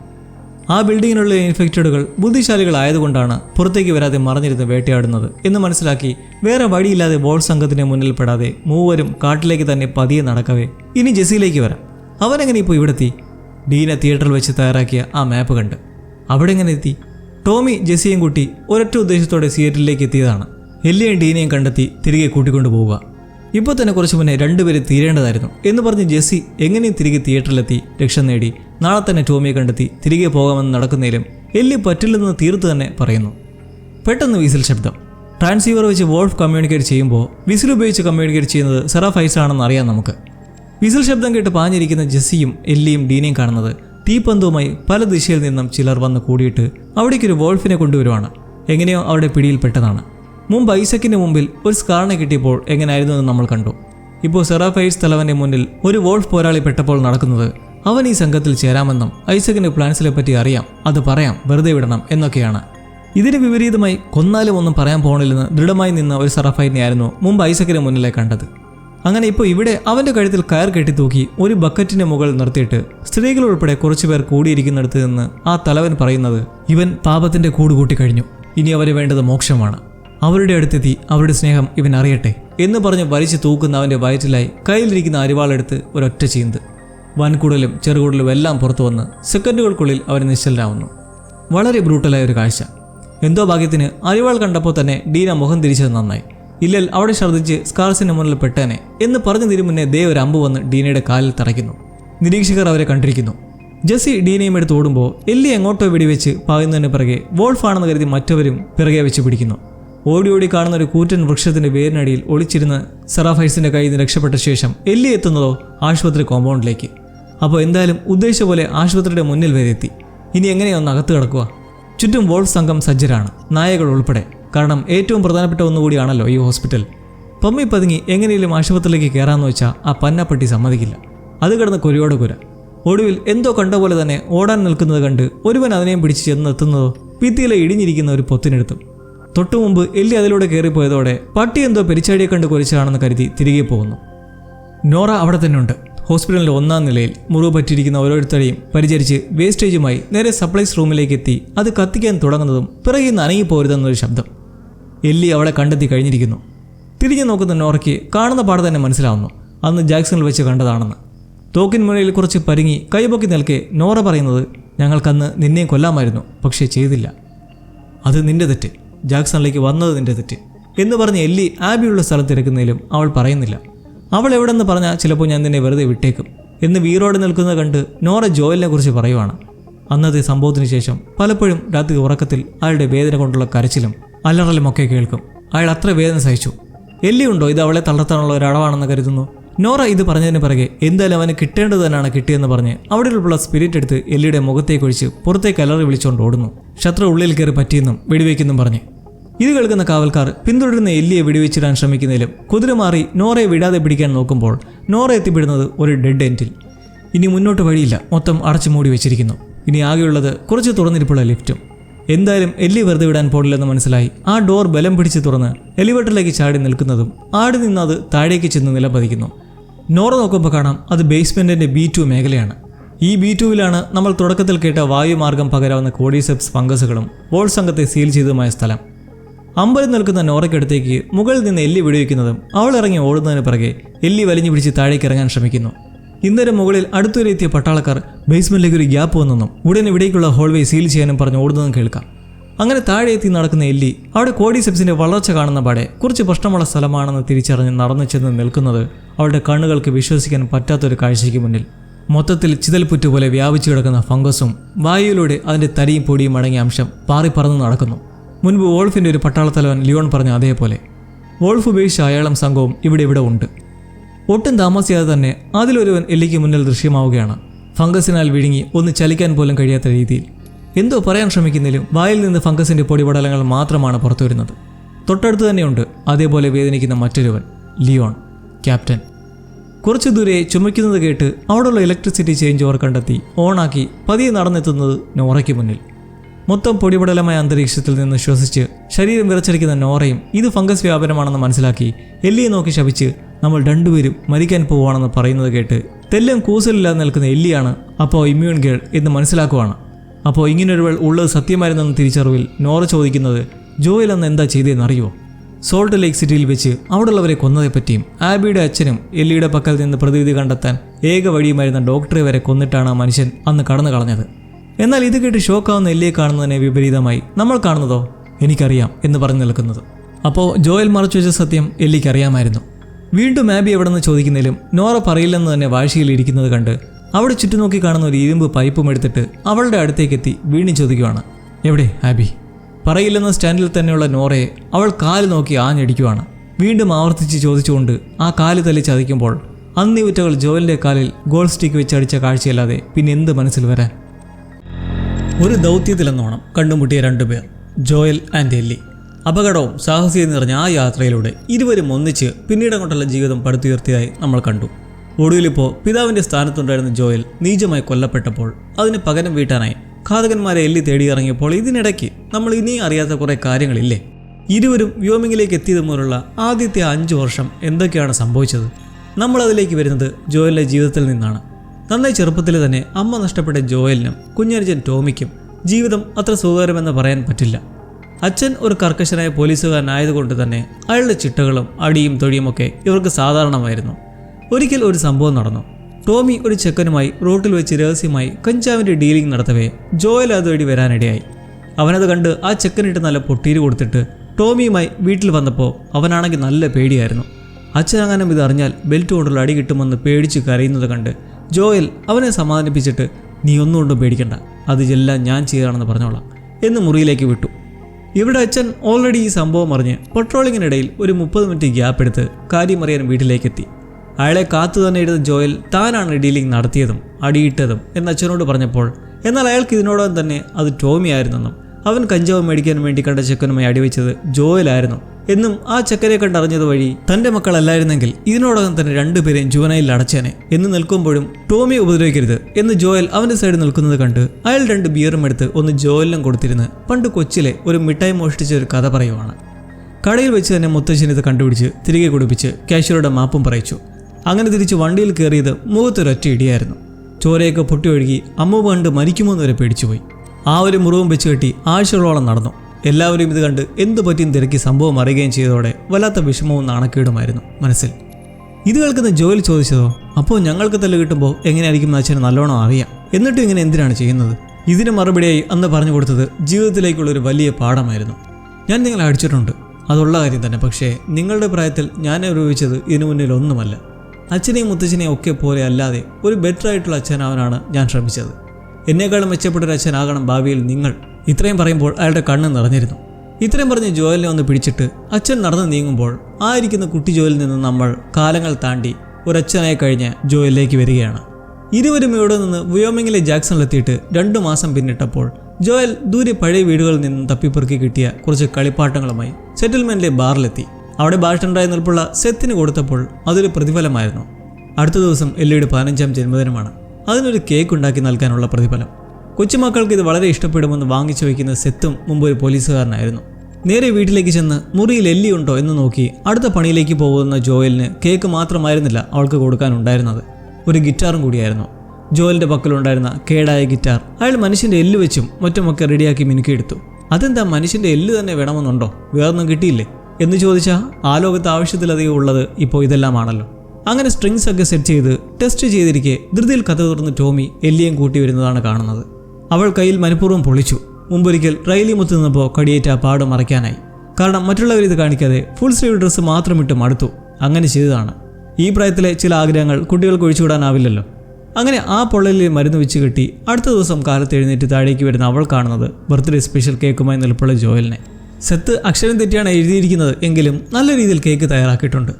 എല്ലിക്ക് ഇതുപോലൊരു മധുര ജന്മദിനം ആദ്യമായതുകൊണ്ട് തന്നെ മുറിക്കുക പോലും ചെയ്യാതെ അത് കഴിച്ചിരിക്കെ കണ്ണടയ്ക്കാൻ പറഞ്ഞ് അടുത്ത സമ്മാനവും കാണിക്കുന്നു. ഗിറ്റാർ ഉപയോഗിക്കാനും പാടാനും പഠിപ്പിച്ചു തരാമെന്ന് നിൽക്കുന്നത് കണ്ട് എല്ലി ജോയലിനോട് ഒന്ന് പാടാൻ പറയുന്നതിലും അയാൾക്ക് വയ്യ, മടി. കാലം കുറെ ആയില്ലേ ടച്ചൊക്കെ വിട്ടുപോയിട്ട്.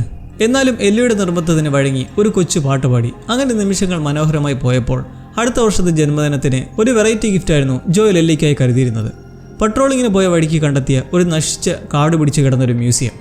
ഡൈനോസറും സ്പേസും ആസ്ട്രോനട്സും ഒക്കെ അവൾക്ക് ഇഷ്ടമായതുകൊണ്ട് തന്നെ അങ്ങോട്ടേക്ക് ആകാംക്ഷ നിറച്ച് കൊണ്ടുപോകവേ അന്നാദ്യമായി എല്ലി പട്രോളിങ്ങിന് പോയി തുടങ്ങാനുള്ള ആഗ്രഹം പ്രകടിപ്പിച്ചു.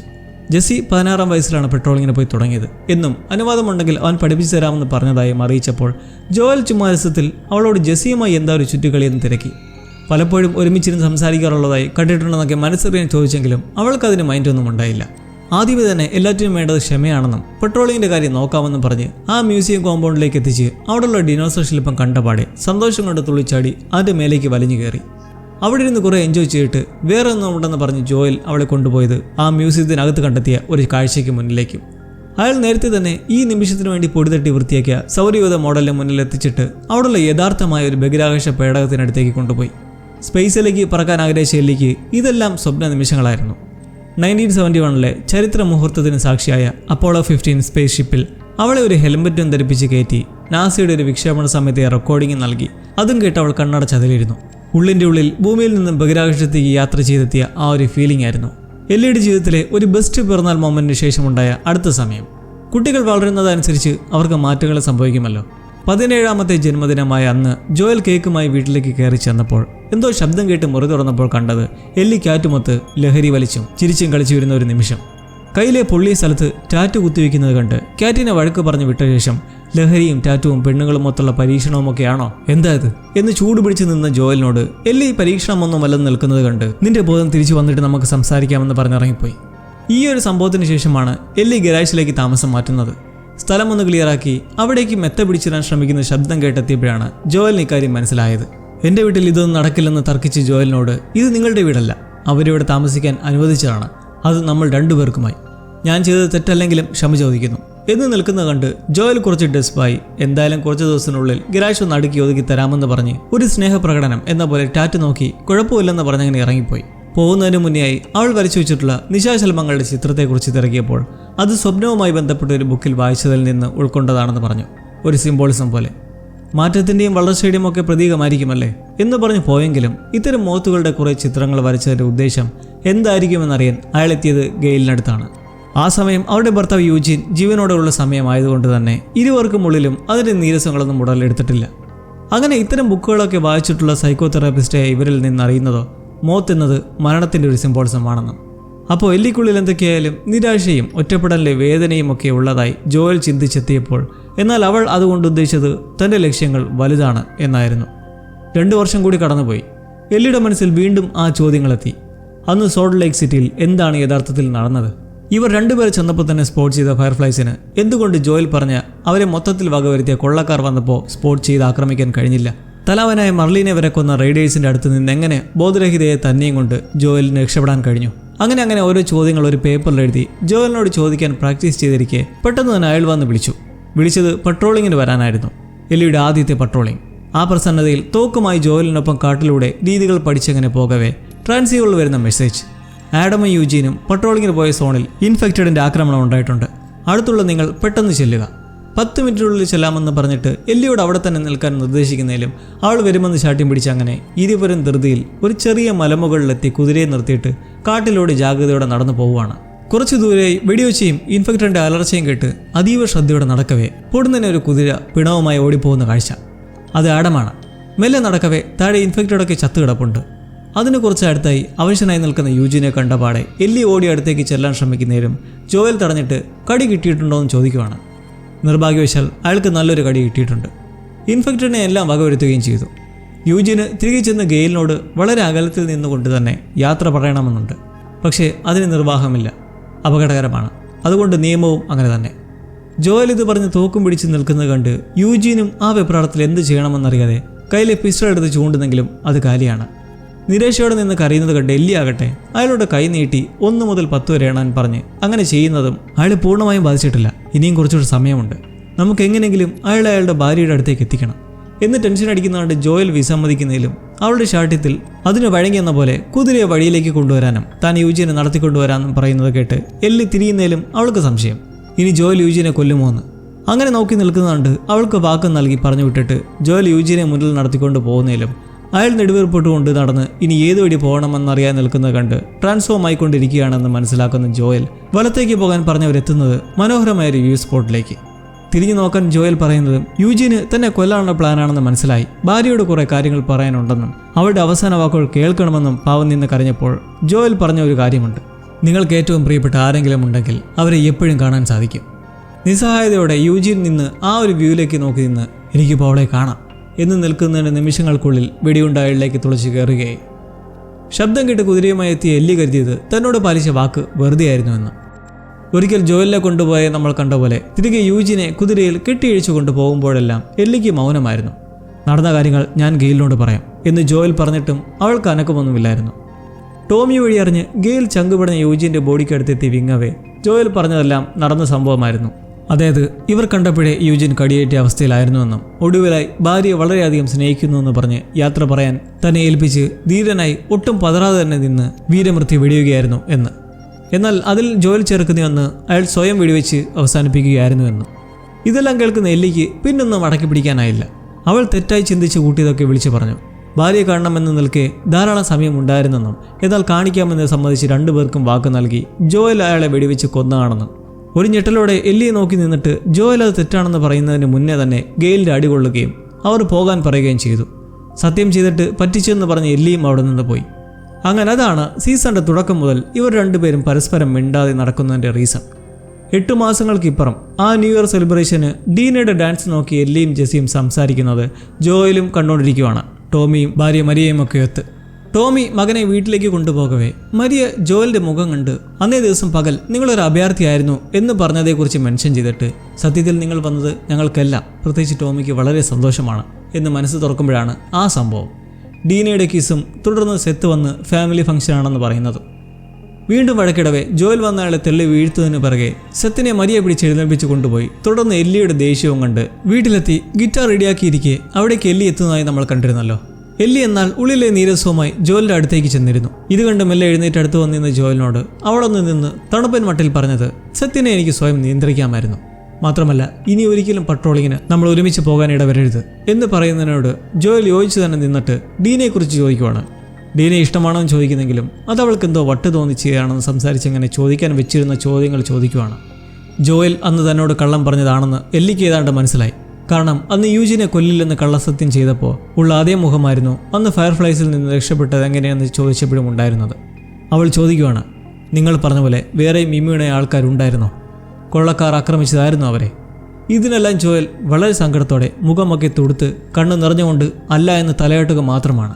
പ്രതിവിധിക്ക് വേണ്ടി എല്ലിയെ കൊല്ലാൻ ഒരുങ്ങിയത് കൊണ്ട് അവരെ കൊന്ന് അവിടുന്ന് രക്ഷിച്ചു പോകുന്നതാണെന്ന് കണ്ണുനീരൊഴുകി വെളിപ്പെടുത്തുമ്പോൾ എല്ലിയാകട്ടെ അങ്ങനെ ചെയ്യാൻ അനുവദിച്ചിരുന്നെങ്കിൽ തന്മൂലം ലോകത്തിന് തന്നെ ഒരു പർപ്പസ് ഉണ്ടായനെ എന്ന് ദേഷിക്കുകയാണ് ഉണ്ടായത്. ഇനി എത്ര തവണ ഇങ്ങനൊരു അവസരം ഉണ്ടായാലും ഞാൻ അങ്ങനെ തന്നെ ചെയ്യും. കാരണം എനിക്ക് നിന്നെ ഇഷ്ടമാണെന്ന് വീങ്ങുന്ന ജോയൽ, നാളെ നീ എൻ്റെ സ്ഥാനത്ത് ഇങ്ങനെ ഒരു സാഹചര്യത്തിൽ നിൽക്കുമ്പോൾ എന്നേക്കാളും മെച്ചപ്പെട്ട പോലെ ആവണമെന്ന് ഞാൻ ആഗ്രഹിക്കുന്നു എന്നും എല്ലിയോട് പറയുന്നു. പണ്ട് ജോയലിനോട് അയാളുടെ അച്ഛൻ പറഞ്ഞ അതേ വാക്കുകൾ. സത്യം അത്രയും മനസ്സിലാക്കിയ എല്ലി, ഇതിനെനിക്ക് നിങ്ങളോട് പൊറുക്കാൻ കഴിയില്ല, പക്ഷെ ഞാൻ അതിന് ശ്രമിക്കും എന്ന് അവസാനമായി സംസാരിച്ച ആ വാക്കുകളും ഓർത്ത് നിറ കണ്ണുകളോടെ ഇപ്പോൾ ബേസ്മെന്റിൽ നിന്നും എങ്ങനെയോ രക്ഷപ്പെട്ട് കോരിച്ചൊരിയുന്ന മഴയിലൂടെ തിരികെ തിയേറ്ററിലേക്ക് നടന്നു നീങ്ങുന്ന എല്ലിയിൽ ഈ എപ്പിസോഡും തീരുമ്പോൾ സീസണിലുടനീളം ഉണ്ടായിരുന്ന പല ചേർച്ചക്കുറവുകളുടെയും കുറ്റബോധങ്ങളുടെയും കാരണങ്ങൾ നമ്മൾ കണ്ടു കഴിഞ്ഞു. ഇനി മുതൽ പട്രോളിങ്ങിന് വരരുത് എന്ന് പറഞ്ഞതിൻ്റെ പിറ്റേന്നുള്ള പട്രോളിങ്ങിൽ തന്നെ ജോയൽ കൊല്ലപ്പെടുകയും ചെയ്തു. ആബിയെക്കുറിച്ചുള്ള എന്ത് വിവരമാണ് അവൾക്ക് ഇപ്പോൾ ലഭിച്ചിരിക്കുന്നത്? സെറാഫൈറ്റ്സിന്റെ ഇടയിൽ നിന്നും എന്തായാലും കുഴപ്പമൊന്നും കൂടാതെ തിരികെ തിയേറ്ററിലേക്ക് എത്തിച്ച ഡീനയെ ജെസ്സി ഒരു തരത്തിൽ സമാധാനപ്പെടുത്തി ആ അമ്പ് ഊരിയെടുക്കാനുള്ള തത്രപ്പാടിലാണ്. അവൾക്കാണെങ്കിൽ മരിച്ചു പോകുമെന്ന് പേടിയും. ഞാനിപ്പോൾ മരിക്കാൻ പാടില്ല എന്ന് കിടന്ന് കരയുന്നതും മുറിവിലേക്ക് ഇത്തിരി ആൽക്കഹോൾ ഒഴിച്ച് അവൾക്ക് കുറച്ച് കുടിക്കാൻ കൊടുക്കുമ്പോൾ അത് വേണ്ട എന്ന് കർക്കശമായി നിൽക്കുന്നതും ജെസ്സിക്ക് എന്തൊക്കെയോ സംശയം ജനിപ്പിക്കുന്നുണ്ട്.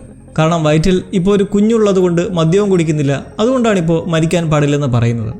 വോക്കി ടോക്കി ഓണാക്കി തന്നെ വെച്ചിരിക്കുകയാണ്. കാരണം അവർ അടുത്തെത്തിയോ അല്ലെങ്കിൽ അടുത്ത പ്ലാൻ എന്താണ് എന്നെല്ലാം അറിയാനായി. പാടുവിട്ടൊടുവിൽ അമ്പ് വലിച്ചൂരിയ ശേഷം കരുതിയിട്ടുള്ള മരുന്ന് വെച്ച് കെട്ടി അവളെ അകത്തുള്ള ഡ്രസ്സിംഗ് റൂമിൽ കിടത്തിയ ശേഷം പുറത്ത് കാവലിരിക്കെ കതക് മുട്ടുന്നത് കേട്ട് ആരെന്ന് ചോദിക്കുമ്പോൾ എല്ലി എന്ന് പറയുന്നതിലും കുതിരയുടെ പേരൊക്കെ പറയാൻ പറഞ്ഞിട്ട് മാത്രമേ അകത്ത് കയറ്റുന്നുള്ളൂ. ഏതു വിധേനയും ആക്രമണം പ്രതീക്ഷിക്കാം. അങ്ങനെ അകത്തേക്ക് എത്തുന്നതും ഡീന എവിടെയും തിരക്കി നേരെ അവളുടെ അടുത്തേക്ക് ചെന്ന് മുറിവൊക്കെ നോക്കിയിരിക്കെ ഉണരുന്ന ഡീനയോട് എങ്ങനെയുണ്ടെന്നെല്ലാം ചോദിച്ചിട്ട് കുഞ്ഞിനെ പറ്റി ചോദിക്കുന്നു. കുഞ്ഞിന് കുഴപ്പമൊന്നുമില്ല എന്ന ഡീനയുടെ വാക്ക് വിശ്വസിച്ചിരിക്കെ എല്ലിയുടെ മുതുകത്ത് എന്തോ മുറിപ്പാടുകൾ കണ്ട് അവളെ ഇരുത്തി ഷർട്ട് അഴിപ്പിച്ച് നോക്കുമ്പോൾ കുറേ മുറിവും പോറലുമൊക്കെ. മെല്ലെ അവിടെ തുടച്ചുകൊണ്ട് എന്താ സംഭവിച്ചതെന്ന് തിരക്കുവാണ്. നോറയെ കണ്ടെത്തിയത് അവൾ ജോയലിനെ കൊല്ലേണ്ടി വന്ന റീസൺ പറഞ്ഞത് ആബിയുടെ അച്ഛനെ ഉൾപ്പെടെയുള്ളവരെ കൊന്നതിൻ്റെ പക വീട്ടാൻ ജാക്സണിലെത്തിയത്. എല്ലിയെ രക്ഷിക്കാൻ ജോയൽ ചെയ്ത കടുംകൈക്ക് അയാൾക്ക് കിട്ടിയ ഫലത്തിനാണ് ഇപ്പോൾ പ്രതികാരം ചെയ്യാൻ നടക്കുന്നത് എന്നെല്ലാം എല്ലിൽ നിന്ന് അറിയുന്ന പാടെ ഡീന അന്തിച്ചു പോവുകയാണ്. ബേസ്മെന്റിൽ നിന്ന് ഊർന്നിറങ്ങി രക്ഷപ്പെടുന്നതിന് തൊട്ടു മുൻപായി ആബി എവിടെ ഉണ്ടെന്ന് നോറ പറയാൻ തയ്യാറായില്ലെങ്കിലും അവളിലേക്ക് ലീഡ് ചെയ്യുന്ന 2 വാക്കുകൾ അവൾ പറഞ്ഞു. ഒരു ചക്രവും തിമിംഗലവും, വീലും വെയിലും. എല്ലിക്കും ഇത് അവരാണെന്ന് അറിയാമായിരുന്നു ഡീനെ സംശയിക്കുമ്പോൾ അവൾക്കും അറിയില്ലായിരുന്നു. അറിയാവുന്ന ഒരേ ഒരു കാര്യം ജോയൽ അന്ന് അവിടെ എന്താ ചെയ്തത് എന്നാണ്. ജോയലിനെ കൊന്നതിൽ ഇത്ര വലിയൊരു കാരണമുണ്ടാവുമെന്ന് ഡീന സ്വപ്നത്തിൽ പോലും കണ്ടു കാണില്ല. നമുക്ക് നാളെ തന്നെ എല്ലാം നിർത്തി തിരിച്ചു പോകാമെന്നുള്ള ഡീനയുടെ വാക്കുകളിൽ എല്ലിയും യോജിച്ചങ്ങനെ അടുത്ത ദിവസം ടോമിയെ കണ്ടെത്താനായി ജെസ്സിക്കൊപ്പം പോകാനിറങ്ങുന്ന എല്ലിക്കടുത്തേക്ക് പതിയെ ഡീന എത്തി അവൾ കയ്യിൽ കെട്ടിയിരുന്ന ചരടൂരി കെട്ടിക്കൊടുത്തിട്ട് ഇത് നിനക്ക് നിർഭാഗ്യം വരുത്താതിരിക്കും എന്ന് പറഞ്ഞ് ഇരുവരും നിൽക്കുന്നതെല്ലാം കണ്ട് ജെസ്സി വേണമെങ്കിൽ എല്ലി ഇവിടെ നിൽക്കട്ടെ, ഞാൻ ഒറ്റയ്ക്ക് പോയിട്ട് വരാം എന്ന് പറയുന്നു. ഡീനയും എല്ലിയും ഒരുമിച്ച് അതെന്തായാലും വേണ്ടെന്ന് പറഞ്ഞങ്ങനെ ഇരുവരും ടോമിയും ജെസ്സിയും ആദ്യമായി എത്തിയ ദിവസം തങ്ങി സാധനങ്ങളെല്ലാം വെച്ചിട്ടുള്ള ഒരു ബുക്ക് സ്റ്റോറിലേക്ക് പോകുന്നു. ഡീനയ്ക്ക് കഴിഞ്ഞ രാത്രിയിലേക്കാൾ കുറച്ച് ഭേദമുണ്ട്. പതിയെ നടക്കാനൊക്കെ കഴിയുന്നുണ്ട്. ജെസ്സി ഇവരുടെ പ്രത്യേകതരം അടുപ്പവും നോട്ടവും ഒക്കെ ശ്രദ്ധിച്ച് പോകുമ്പടിയെ എന്താ നടക്കുന്നതെന്ന് എല്ലിയോട് ചോദിക്കുവാണ്. കഴിഞ്ഞ രാത്രി എനിക്ക് മരിക്കണ്ട എന്ന് പറയുന്നതിന് പകരം അവൾ മരിക്കാൻ കഴിയില്ലെന്ന് പറഞ്ഞു. മദ്യം വെറുതെ കിട്ടിയാൽ കളയാത്ത അവൾ ഇന്നലെ അത്രയും വേദനയിലിരിക്കുന്ന സമയത്ത് കൊടുത്തപ്പോൾ വേണ്ടെന്നും പറഞ്ഞു. ജെസ്സി ഇത്രയും പറഞ്ഞിട്ട് എന്താ അവൾ എന്നോട് പറയാതെ നിന്നോട് മാത്രമായി പങ്കുവയ്ക്കുന്നത്? അവൾ പ്രഗ്നൻ്റായ കാര്യമാണോ എന്നൊരു സംശയം ചോദിക്കുന്നതും എല്ലിയുടെ മുഖം കണ്ട് അത് സത്യമാണെന്ന് അവൻ ഉറപ്പിക്കുന്നു. ഡീന അത് പറയാനിരിക്കുമായിരുന്നു. ഈ അവസ്ഥയിൽ അവൾ വേണ്ടെന്ന് വെച്ചതാണെന്നെല്ലാം എല്ലി പറയുന്നത് കണ്ട് ജെസ്സി പറയുന്നത് എനിക്ക് മരിക്കേണ്ട, എൻ്റെ കൊച്ചിനെ വളർത്തണം. പക്ഷേ ഇപ്പോൾ നീ കാരണം മരണം കാത്തിരിക്കുന്ന വഴിയിലൂടെ എനിക്ക് നടക്കേണ്ടി വരുവാണ്. എന്തായാലും ഉടനെ ഇവിടുന്ന് പോകണമെന്ന് ദേഷിച്ച് അങ്ങനെ നടക്കവേ എല്ലി സെറാഫൈറ്റ്സിൻ്റെ മറ്റൊരു പെയിൻറ്റിങ് കാണുവാണ്. പക്ഷേ ഇത്തവണ മുമ്പ് കണ്ടതിൽ നിന്ന് വ്യത്യസ്തമായ ഒരു സ്ത്രീയുടെ ചിത്രം. ഇത് കണ്ട് അപ്പോൾ ഈ പ്രവാചക എന്നത് വേറെയുമുണ്ടോ എന്ന് ചോദിക്കുന്ന എല്ലിയോട് അതെന്തേലും ആവട്ടെ എന്ന് അവർ നടന്ന് പെട്ടെന്ന് പെയ്യുന്ന മഴയിൽ അവർ അടുത്ത് കാണുന്ന ഒരു ഗരാജിലേക്ക് കയറി പറ്റുന്നു. ഈ ഡീനയും എല്ലിയും സിയാറ്റിലെത്തിയ ആദ്യ ദിവസം തന്നെ ടോമിയും ജെസ്സിയും വ്യോമികിൽ നിന്ന് പുറപ്പെട്ട് അടുത്ത ദിവസത്തോടെ ഇവിടേക്ക് എത്തിയിരുന്നു. മ്യൂസിക് ഷോപ്പിൽ കെട്ടിയിട്ടിരിക്കുന്ന കുതിരയെ കണ്ട് കയറി അവിടെയുള്ള അവരുടെ സാമഗ്രികൾ വഴി WLF ആണ് ലക്ഷ്യമെന്ന് മനസ്സിലാക്കി ഇരുവരും അവിടെ നിന്ന് സ്പ്ലിറ്റായി തിരച്ചിൽ നടത്തി. അങ്ങനെയാണ് ജെസ്സി തിയേറ്റർ കണ്ടെത്തുന്നതും അവിടെ നിന്നും മനസ്സിലാക്കി ആ കെട്ടിടത്തിലേക്ക് എത്തിയതും. അങ്ങനെ ഇപ്പോൾ ഗരാജിലേക്ക് കയറി നിൽക്കുന്നതും പെട്ടെന്ന് വെടിവെച്ചുകൾ കേട്ട് പോയി മറയവേ അവിടേക്കൊരു പയ്യൻ ഓടിക്കയറി വരുവാണ്. പിറകെ തോക്കും പിടിച്ച് കുറച്ച് വോൾസുമുണ്ട്. സെറാഫൈറ്റ്സിലെ ആ ചെക്കനോട് എങ്ങനെ ഇവിടെ കയറി പറ്റിയെന്നൊക്കെ ചോദിച്ച് അവനെ തൊഴിച്ച് തുണിയെല്ലാം മോരിക്കുന്നത് കാണുന്ന എല്ലിക്ക് സഹിക്കണില്ല. കൊച്ചു പയ്യനാണെന്ന് പറഞ്ഞ് എണീക്കാൻ മുതിരുന്നതും ജെസ്സി പിടിച്ചിരുത്തവേ ബട്ടൺ അടങ്ങുന്ന സംഘം അലമുറയിട്ട് കരയുന്ന അവനെ പിടിച്ചു വലിച്ചുകൊണ്ട് പോകുന്നതിന് പിറകെ വീണ്ടും കൺട്രോൾ വിട്ട് അവൾ ചാടിയിറങ്ങുന്നു. ജെസ്സി ദേഷ്യത്തിൽ വിളിച്ചു നിർത്തി അത്രയും പേരുടെ ഇടയിലേക്ക് കയറി ചാകേണ്ടെന്നും ഇനിയും നീ പ്രശ്നം വരുത്തരുതെന്നും പറഞ്ഞ് റൈസാവുന്നു. ഇത് നമ്മുടെ യുദ്ധമല്ല, നമ്മളിതിലില്ല എന്ന് ജെസ്സി പറയുമ്പോൾ ഈ വോൾസും സെറാഫൈറ്റ്സും തമ്മിലുള്ള യുദ്ധത്തിന്റെ തീവ്രത കൂടിക്കൊണ്ടിരിക്കുകയാണ്. നിലവിലെ വോൾസ് തലവൻ ഐസക്കിന്റെ പദ്ധതി എന്തെന്നാൽ നാളെ താനും മറ്റുള്ള ഭരണാധികാരികളുമൊക്കെ കൊല്ലപ്പെട്ടു കഴിഞ്ഞാൽ ഇനി ഈ ലീഡറിന്റെ സ്ഥാനത്തേക്ക് നിൽക്കാൻ പ്രാപ്തിയുള്ളത് ആബിക്ക് മാത്രമാണ്. നിലവിലെ മോശം കാലാവസ്ഥയെക്കുറിച്ചും അടുത്ത ആക്രമണത്തിന്റെ തയ്യാറെടുപ്പുകളെപ്പറ്റിയും വിവരം അറിയിക്കാനെത്തുന്ന എലൈസിനോട് ആബിയെപ്പറ്റി തിരക്കുമ്പോൾ അറിയാൻ കഴിയുന്നത് അവളെ കഴിഞ്ഞ ദിവസം മുതൽ കാണാനില്ലെന്നാണ്. മെല്ലും ഓവനും ഒപ്പം മിസ്സിംഗ് ആണ്. ആബി ആയിരിക്കും ഇനി വോൾഫിന്റെ ഏക വഴിയെന്ന് ഐസക് വിലയിരുത്തുന്നെങ്കിലും എലൈസിന് അതിൽ താല്പര്യമില്ല. കാരണം ഇത്രയും പോരാളികളുള്ളപ്പോൾ ഒരാൾക്ക് മാത്രം ഇങ്ങനെ പ്രാധാന്യം കൊടുക്കുന്നത്. ബുക്ക് സ്റ്റോളിൽ എത്തിച്ചേരുന്ന ജെസ്സി ടോമിയുടെ സാമഗ്രികൾ കണ്ട് അയാൾ എന്തായാലും തിരികെ എത്തിയിട്ടില്ലെന്ന് മനസ്സിലാക്കി അടുത്ത പ്ലാൻ എന്തെന്ന് ചിന്തിക്കുമ്പോൾ എല്ലി അവിടെ കാണുന്ന കുഞ്ഞുങ്ങൾക്ക് വേണ്ടിയുള്ള ബുക്ക് എടുക്കുന്നത് ജെസ്സി കാണുന്നതോടെ വീണ്ടും ആ ട്രയാങ്കിൾ റിലേഷനിലേക്ക് വരുവാണ്. ജെസ്സിക്ക് ഡീനെ ഇഷ്ടമാണെങ്കിലും അത് എല്ലിയും ഡീനയും തമ്മിലുള്ള റിലേഷന് ഒരു പ്രശ്നമാവില്ല. കാരണം ജെസ്സി ഇപ്പോൾ കുറച്ച് മാറി ചിന്തിക്കുന്ന രീതിയിലാണ്. ഈ അടുത്ത് മെക്സിക്കോയിലേക്ക് പലായനം നടത്തി വന്നിരുന്ന ഒരു സംഘം ജാക്സണിൽ കുറച്ച് നല്ല വിശ്രമത്തിന് അഭയം പ്രാപിച്ചിരുന്നു. അതിന് പ്രത്യുപകാരമായി അവരുമായി നല്ല ട്രേഡും നടന്നിട്ടുണ്ട്. അത് മറ്റൊരു കാര്യം. അന്ന് ആ കൂട്ടത്തിലെ ഒരു പെണ്ണുമായി ജെസ്സി അടുപ്പത്തിലായി 2 ആഴ്ച മനോഹരമായി ഒരുമിച്ച് ചെലവഴിച്ചു. മാതാപിതാക്കളെ പിരിയാൻ വയ്യാത്തതുകൊണ്ട് തന്നെ പോകാൻ നേരം ജെസ്സിയോട് കൂടെ വരാൻ വിളിച്ചാലും തയ്യാറായില്ല. തന്നെ വളർത്തിയ ജാക്സനെ വിട്ടു പോകാൻ മനസ്സ് വന്നില്ലായിരുന്നു. ജെസ്സിയുടെ പുതിയ ബന്ധത്തെക്കുറിച്ച് അങ്ങനെ പറഞ്ഞിരിക്കെ വോക്കി ടോക്കി വീണ്ടും ശബ്ദിച്ചു തുടങ്ങുന്നു. സൗത്ത് ലേക്ക് മറീനയ്ക്ക് അടുത്തായി സ്നൈപ്പർ ഉപയോഗിച്ച് ആരോ വെടിവെക്കുന്നെന്നും അത് സ്കാർസ് അല്ലെന്നും പറയുന്നത് കേൾക്കുന്നതോടെ അത് ടോമി തന്നെയാവുമെന്ന ഊഹത്തിൽ ഇരുവരും ഉടൻ തയ്യാറായി മാപ്പിന്റെ സഹായത്തോടെ കെട്ടിടങ്ങൾ വഴി ഈ പറഞ്ഞ സ്ഥലത്തിനടുത്ത് എത്തിച്ചേരുന്നു. കടലിനോരത്തായുള്ള ഒരു പ്രദേശമാണത്. ദൂരെയായി വെടിവെച്ചുകൾ കേൾക്കവേ എല്ലി എന്തോ സംശയം തോന്നി ബൈനോക്കുലർ വഴി നോക്കുമ്പോൾ കരയിൽ നിന്നും മാറി ഒരു ഫെറിസ് വീൽ കാണാനിടയാവുന്നു. ഒരു അക്വേറിയമാണ്. അതിന് താഴെയായി ഒരു തിമിംഗലത്തിന്റെ പടവും. വീൽ ആൻഡ് വെയിൽ. അപ്പോൾ നോറ പറഞ്ഞ ആ സൂചന ഇതാണെന്നും ആബി ആ അക്വേറിയത്തിൽ തന്നെ ഉണ്ടെന്നും പറഞ്ഞു നിൽക്കുന്നത് ജെസ്സി കണ്ട് ഇപ്പോൾ ടോമി എങ്ങനെയും രക്ഷിക്കണമെന്ന് തർക്കിക്കുന്നേരും എല്ലി നിന്നിട്ട് അത് ടോമി തന്നെയാണെന്ന് എന്താ ഉറപ്പ്? അതോ അയാളാണെങ്കിൽ പൊരുതി നിൽക്കാൻ നല്ലോണം കഴിയുമെന്ന് ഒരു ടോക്കും. LED വർത്താനം കേട്ട് ദേഷ്യം കയറുന്ന ജെസ്സി അന്ന് കൗൺസിൽ വോട്ടിങ്ങിൽ താൻ പോകേണ്ടതാണ് വോട്ട് ചെയ്തതെന്നും കാരണം നീ എപ്പോഴും നിന്റെ കാര്യം മാത്രം നോക്കുന്ന സെൽഫിഷ് ആണെന്നും പറഞ്ഞ് അവൻ ടോമി രക്ഷിക്കാൻ നടന്നു പോകുന്നു. അവളാകട്ടെ ഇരുട്ടും പേമാരി നിറഞ്ഞ ദുർഘട പാതയിലൂടെ കടലോഴത്തെത്തി എങ്ങനെയും മറുകരയിലെത്തണമെന്ന് പരുതി നിൽക്കെ അവിടെ 2-3 വോൾഫുകൾ നിൽക്കുന്നത് കണ്ട് വെടിവെക്കാൻ മുതിരുന്നതും കടലിൽ നിന്ന് കുറേ ബോട്ടുകൾ ലൈറ്റും ഓണാക്കി അടുക്കുന്നത് കാണാനിടയാവുന്നു. അത് ഐസകും സംഘവുമാണ്. ബോട്ട് ചെട്ടിയിലെത്തി അവിടെ സജ്ജമാക്കിയിട്ടുള്ള ആയുധങ്ങളും പടക്കോപ്പുകളുമായി ബോട്ടിൽ മറ്റൊരു തീരത്തേക്ക് ആക്രമണത്തിന് നീങ്ങവേ എല്ലി അവിടെത്തി കിട്ടുന്ന ഒരു ബോട്ടിൽ കയറി ആ അക്വേറിയത്തിനടുത്തേക്ക് പായുന്നെങ്കിലും കൂറ്റൻ തിരമാലയ്ക്കുള്ളിൽ മുങ്ങി തിരകൾ അവളെ കൊണ്ടെത്തിക്കുന്നതാകട്ടെ മറ്റൊരു തീരത്ത്. ബോട്ടും അവിടെ അടിഞ്ഞിട്ടുണ്ട്. എന്നാൽ അവിടെ അടുത്ത അപകടം. സെറാഫൈറ്റ്സിന്റെ താവളത്തിലാണ് അവൾ എത്തിയിരിക്കുന്നത്. എല്ലിയെ കാണുന്ന ഒരു കൊച്ചു പയ്യൻ മറ്റുള്ളവരെ അറിയിച്ച ഒടുവിൽ അവർ വന്നെത്തി പിടിച്ചുകൊണ്ട് ചെല്ലുന്നതോ അവിടെ റിച്വൽ നടത്തുന്ന ഒരു സ്ഥലത്ത്. തീപ്പന്തങ്ങളും തൂക്കുകയറുമൊക്കെ കണ്ട് ഫയർഫ്ലൈസ് അല്ലെന്ന് ആവത് പറഞ്ഞു നോക്കുന്നതിലും രക്ഷയില്ല. സ്കാർസിലെ ഒരു പ്രധാനിയായ സ്ത്രീ വന്നിട്ട് അരിവാൾ എടുക്കുന്നതിന് പിറകെ എല്ലിയെ കയറിൽ കെട്ടി തൂക്കുന്നു. എന്നാൽ ഉടൻ തന്നെ അവിടെ അപായ ശബ്ദം മുഴങ്ങുന്നതും അവരെല്ലാം വെപ്രാളത്തിൽ എല്ലി ഇട്ടേച്ചും അങ്ങോട്ടേക്ക് വെച്ച് പിടിക്കുന്നു. അങ്ങനെ കഷ്ടിച്ച് ജീവൻ തിരിച്ചു കിട്ടിയ എല്ലി തീരത്ത് വന്ന് ആ ബോട്ടെടുത്ത് വീണ്ടും അക്വേറിയത്തിലേക്ക് സഞ്ചരിക്കവേ കാണുവാണ് സെറാഫൈറ്റ്സിന്റെ ആ പ്രദേശത്ത് ഐസക്കും സംഘവും വമ്പൻ ആക്രമണം നടത്തുന്ന കാഴ്ച. വമ്പൻ സ്ഫോടനങ്ങൾ നടത്താൻ അങ്ങോട്ടേക്കാണ് ഐസക്കും സംഘവും സപ്ലൈസുമായി പോകുന്നതായി എല്ലി കണ്ടത്. ഒടുവിൽ അവൾ അക്വേറിയത്തിലെത്തി പുറത്താരുമില്ലെന്ന് ഉറപ്പുവരുത്തി മുകളിലെ തകർന്ന ഒരു പഴുതിലൂടെ അകത്തേക്ക് കയറി പറ്റുന്നു.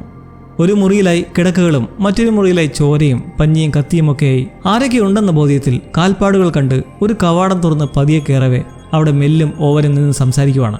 അവർ ഐസക്കിന്റെ വോൾഫിൽ നിന്ന് മാറി ആബിയുടെ തീരുമാനത്തിൽ വേറെ എന്തൊക്കെയോ പ്ലാൻ ചെയ്യുവാണ്. എന്നാൽ മെല്ലിന് ഈ സാഹചര്യത്തിൽ വോൾഫിനൊപ്പം നിൽക്കണമെന്നും ഇല്ലെങ്കിൽ അത് സ്വയം തകരുന്നതിന് സമാനമാണെന്നൊക്കെ പറഞ്ഞു നിൽക്കെ എല്ലി തണുത്തുറച്ച് തോക്കും ചൂണ്ടി നിൽക്കുന്നത് കാണുന്നു. അന്ന് കൊല്ലാതെ വിട്ട് അവൾ ഇപ്പോൾ ഇവിടം വരെ എത്തി നിൽക്കുന്നതിൽ അവർക്ക് അത്ഭുതം. ആബി അവിടുന്ന് ചോദിച്ചു നിൽക്കുന്നത് കണ്ട് ഓവൻ നിന്നെ കൊല്ലാതെ വിട്ടവരാണ് ഞങ്ങൾ എന്നൊക്കെ ശാന്തമാക്കാൻ നോക്കുന്നതിലും ഒരു രക്ഷയുമില്ല. അവിടെ ഇരിപ്പുള്ള കുറേ മാപ്പ് കണ്ട് എല്ലി മെല്ലിനോട് അതെടുത്തിട്ട് ആബി എവിടെ ഉള്ളതെന്ന് പെട്ടെന്ന് കാണിച്ചു തരാൻ പറയുന്നതിലും എന്തായാലും ഇവൾ നമ്മളെ കൊല്ലുമെന്ന് ഓവൻ പറയുന്നു. എല്ലി ഇത് കേട്ട് ഞാൻ നിങ്ങളെപ്പോലെ അല്ലെന്നും അങ്ങനെ ചെയ്യില്ലെന്നും നിൽക്കെ ഓവൻ ഞാൻ കാണിച്ചു തരാമെന്ന് പറഞ്ഞ് തിരിഞ്ഞിട്ട് ഉടൻ അവിടെ ഇരിപ്പുള്ള തോക്കെടുത്ത് എല്ലിയുടെ നേർക്ക് ചൂണ്ടുന്നതും ഒരു വെടിവെച്ച. എല്ലിയുടെ തോക്കിൽ നിന്നും ഒരു വെടിയുണ്ട ഓവൻ്റെ കഴുത്തിലൂടെ കയറിയിറങ്ങി മെല്ലിൻ്റെ കഴുത്തിലൂടെ ചീന്തി പോകുന്നതോടെ അബദ്ധത്തിലാണേലും അവിടെ ഇപ്പോൾ 3 ജീവൻ നഷ്ടമാവാൻ പോവുകയാണ്. കാരണം മെൽ പൂർണ്ണ ഗർഭിണിയും കൂടിയായിരുന്നു. ഷോക്കിൽ നിൽക്കുന്ന എല്ലിയോട് മെൽ ഇനി തനിക്കധികം നേരമില്ലെന്ന് മനസ്സിലാക്കി കുഞ്ഞിനെ എങ്ങനെയും പുറത്തെടുക്കാൻ പറഞ്ഞ് കത്തി കൊടുക്കുന്നു. കുഞ്ഞിനെ രക്ഷിക്കാനായി അതിൻ്റെ അമ്മ പറയുന്നതിലും എല്ലിക്ക് എന്ത് ചെയ്യണമെന്നറിയില്ല, എവിടെ കീറണമെന്നറിയില്ല. മെൽ അധികം വൈകാതെ തന്നെ ആവശ്യമായി അവൾ കുഞ്ഞിനെ പുറത്തെടുക്കുകയാണെന്ന തോന്നലിൽ കണ്ണടയ്ക്കുന്നു. ഇതോടെ എല്ലി ബ്രേക്ക് ഡൗൺ ആവുകയാണ്. അവൾ പലരെയും മുമ്പ് കൊന്നിട്ടുണ്ട്. അതെല്ലാം ശത്രുക്കളെയും അങ്ങനത്തെ സാഹചര്യം ആയതുകൊണ്ടുമായിരുന്നു. എന്നാൽ ഇപ്പോൾ അറിയാതെ ആണെങ്കിലും പുറം ലോകം പോലും കാണാത്ത ഒരു കുഞ്ഞ് മരിച്ചപ്പോൾ അവൾക്ക് എന്ത് ന്യായമാണ് അതിന് പറയാനുള്ളത്? പോരാത്തതിന് ഡീനയിൽ നിന്ന് വരുന്ന കുഞ്ഞിൻ്റെ സ്വപ്നങ്ങളുമായുള്ള ഇവളുടെ മുന്നിലിപ്പോൾ കണ്ണുപോലും തുറക്കാത്ത ഒരു കുഞ്ഞ് മരണപ്പെട്ടിരിക്കുകയാണ്. ഒന്ന് ചലിക്കാൻ പോലും പറ്റാതിരിക്കുന്ന അവൾക്കടുത്തേക്ക് എന്തായാലും ജെസ്സി ടോമിയെ സുരക്ഷിതനാക്കി ബോട്ടിൽ കയറി എത്തുന്നു. എന്നാൽ അവരും കാണുന്നത് ബ്രൂട്ടലായിട്ടുള്ള ഈ കാഴ്ചയാണ്. ഗർഭിണിയായ ഒരുവളെ പോലും കൊന്നിട്ടിരിക്കുന്ന കാഴ്ച. ടോമി പിന്നൊന്നും നോക്കാതെ എല്ലിയെ കെട്ടിപ്പിടിച്ച് പുറത്തേക്ക് കൊണ്ടുപോകുന്നു, പിറകെ ജെസ്സിയും. അങ്ങനെ അവർ തിരികെ തിയേറ്ററിലേക്ക് എത്തിയ ശേഷം ടോമിയും ജെസ്സിയും ഇനി തിരികെ പോകാനുള്ള പദ്ധതി മെനവേ എല്ലി അവിടേക്ക് വന്നിരിക്കുന്നത് കണ്ട് ടോമി അവളെ ആശ്വസിപ്പിക്കാനെന്ന പോലെ നീ കൊന്നത് എന്തായാലും അവളുടെ ആളുകളെ തന്നെയാണ്, അതിൽ സങ്കടപ്പെടാനൊന്നുമില്ല എന്ന് പറയുന്നു. എന്നാൽ ഇത്രയുമായിട്ടും ആബിയെ കൊല്ലാതെ തിരിച്ചു പോകേണ്ടി വരുന്ന നിരാശയും എല്ലിയിലുണ്ട്. അവൾക്ക് ജെസ്സിയോടെന്തോ പറയാനുണ്ടെന്ന് നോട്ടം കണ്ട് മനസ്സിലാക്കി ഞാനെല്ലാം ഒന്ന് പാക്ക് ചെയ്യട്ടെ എന്ന് ടോമി പുറത്തേക്ക് പോകുന്നു. ആ ദുരന്തമുഖത്ത് നിന്ന് രക്ഷിച്ചതിന് ജെസ്സിയോട് നന്ദി പറയുമ്പോൾ അവൻ അത് ചെയ്തതിന് കാരണം ഒന്നുമില്ലെങ്കിലും താൻ ഇങ്ങനൊരു അവസ്ഥയിലായാൽ എല്ലി എന്തായാലും തന്നെ രക്ഷിക്കുമെന്ന ആ ഒരു ഉറപ്പുള്ളതുകൊണ്ടാണ്. അതങ്ങനെ തന്നെ ആയിരിക്കും എന്ന് എല്ലി പറഞ്ഞിരിക്കെ പെട്ടെന്ന് പുറത്ത് ടോമിയുടെ മുരൾച്ചയും ശബ്ദവും ഒക്കെ കേട്ട് ജെസ്സിയും പിന്നാലെ എല്ലിയും ഓടി പുറത്തേക്കിറങ്ങാൻ കതവ് തുറക്കുന്നതും ഒരു വെടി. ജെസ്സി നിശ്ചലം. അവൻ്റെ മുഖത്തേക്ക് വെടിവെച്ചിരിക്കുന്നത് മറ്റാരുമല്ല, ആബിയാണ്. എല്ലി മറിയുന്നത് കണ്ട് ആരായാലും മുമ്പോട്ട് വരാൻ പറഞ്ഞങ്ങനെ വന്നു നിൽക്കെ അവൾക്കും എല്ലിയെ കണ്ട അതിശയം. തൻ്റെ സുഹൃത്തിനെ കൊന്നതിന് പകരം ചോദിക്കാനെത്തി അവൾ കരുതിയിരിക്കുന്നത് അത് ടോമിയാണെന്നാണ്. എല്ലി എന്നാൽ അത് താനാണെന്നും അയാളെ വെറുതെ വിടാനും പറയുന്നു. കൂട്ടുകാരെ കൊല്ലണമെന്ന് ഒരിക്കലും കരുതിയിട്ടില്ലെന്നും വേണ്ടത് ആബിയായിരുന്നു. ജോയിൽ ചെയ്തത് എന്താണെന്നറിയാം, പക്ഷെ അയാളത് ചെയ്തത് തന്നെ രക്ഷിക്കാനാണ് എന്നും ടോമിയെ വെറുതെ വിടാനും പറഞ്ഞു നിൽക്കെ എല്ലിയെ കണ്ട് പിന്നെ ആബിക്ക് തോന്നുന്ന ഇരട്ടി ദേഷ്യത്തിൻ്റെ കാരണം മുമ്പൊരിക്കൽ കൊല്ലാതെ ജീവിക്കാൻ വിട്ടവൾ കൂടിയാണ് എല്ലി. അവൾ എല്ലാം നശിപ്പിച്ചെന്ന് പറഞ്ഞ് ആബി തോക്ക് ചൂണ്ടി ഒരു ഒറ്റവെടി. എല്ലിയെ കൊന്നോ? അറിയില്ല. എന്നാൽ സ്ക്രീൻ ബ്ലാക്ക് ഔട്ടിന് ശേഷം നമ്മൾ കാണുന്നത് സിയാറ്റിലെ ഒരു സ്റ്റേഡിയം റൂമിൽ കിടന്നുറങ്ങുന്ന ആബിയെ. അവിടേക്ക് മാനി എത്തി ഐസക്കിനെ കാണണമെന്നും പെട്ടെന്ന് ചെല്ലാനും പറയുന്നത് കേട്ട് അവൾ ഇറങ്ങി വന്ന് നിൽക്കുന്ന ആ വിശാലമായ സ്റ്റേഡിയത്തിൽ നമ്മൾ കാണുവാണ് പുതുതായി അവിടെ ഉയർന്നിട്ടുള്ള WFൻ്റെ ഹെഡ് ക്വാർട്ടേഴ്സ്. 3 ദിവസങ്ങൾക്ക് മുമ്പുള്ള കാഴ്ചയാണത്. അതായത് സിയാറ്റിലെ 1-ാം ദിനം. എല്ലിയും ഡീനയും ഈ നഗരത്തിലേക്ക് എത്തിച്ചേർന്നപ്പോൾ അതേസമയം വോൾഫിലും ആബിയിലും എന്തൊക്കെയായിരുന്നു നടന്നു വന്നത് അത് കാണാൻ കുറച്ച് കാത്തിരിക്കണം ദ ലാസ്റ്റ് ഓഫ് അസിൻ്റെ 3-ാം സീസണിന് വേണ്ടി. മുമ്പൊരു എപ്പിസോഡിൽ പറഞ്ഞ പോലെ ഇവിടെ എല്ലാവർക്കുമുള്ള ശത്രുതയ്ക്ക് അതിൻ്റേതായ ന്യായങ്ങളും കാരണങ്ങളും വ്യക്തമാണ്. ഇനി കാണാൻ പോകുന്നത് ആബിയുടെ പെർസ്പെക്റ്റീവിലെ സിറ്റുവേഷൻസ് ആയിരിക്കുമെന്ന് ടീസ് ചെയ്ത് സീസൺ അവസാനിക്കുമ്പോൾ ഒരു നല്ല ക്യാരക്ടർ കൂടിയായിരുന്ന ജെസ്സിയുടെ അന്ത്യം കൂടിയായിരുന്നു നമുക്ക് ഈ എപ്പിസോഡിൽ കാണേണ്ടി വന്നത്. ജോയിലും എല്ലിയുമായി തുടങ്ങിയ ഒരു അധ്യായത്തിൽ നിന്നും അത് ഈ സീസണിൽ എല്ലി മാത്രമായി. ഇനി അങ്ങോട്ട് ആബിയും എല്ലിയും തമ്മിലുള്ള സംഭവങ്ങളായിരിക്കും ദ ലാസ്റ്റ് ഓഫ് അസിൽ അരങ്ങേറുക. എന്തായാലും ഒരു പുതിയ അധ്യായത്തിനായി കാത്തിരിക്കാം. മറ്റൊരു പുതിയ എക്സ്പീരിയൻസുമായി വീണ്ടും കാണാം. See you soon.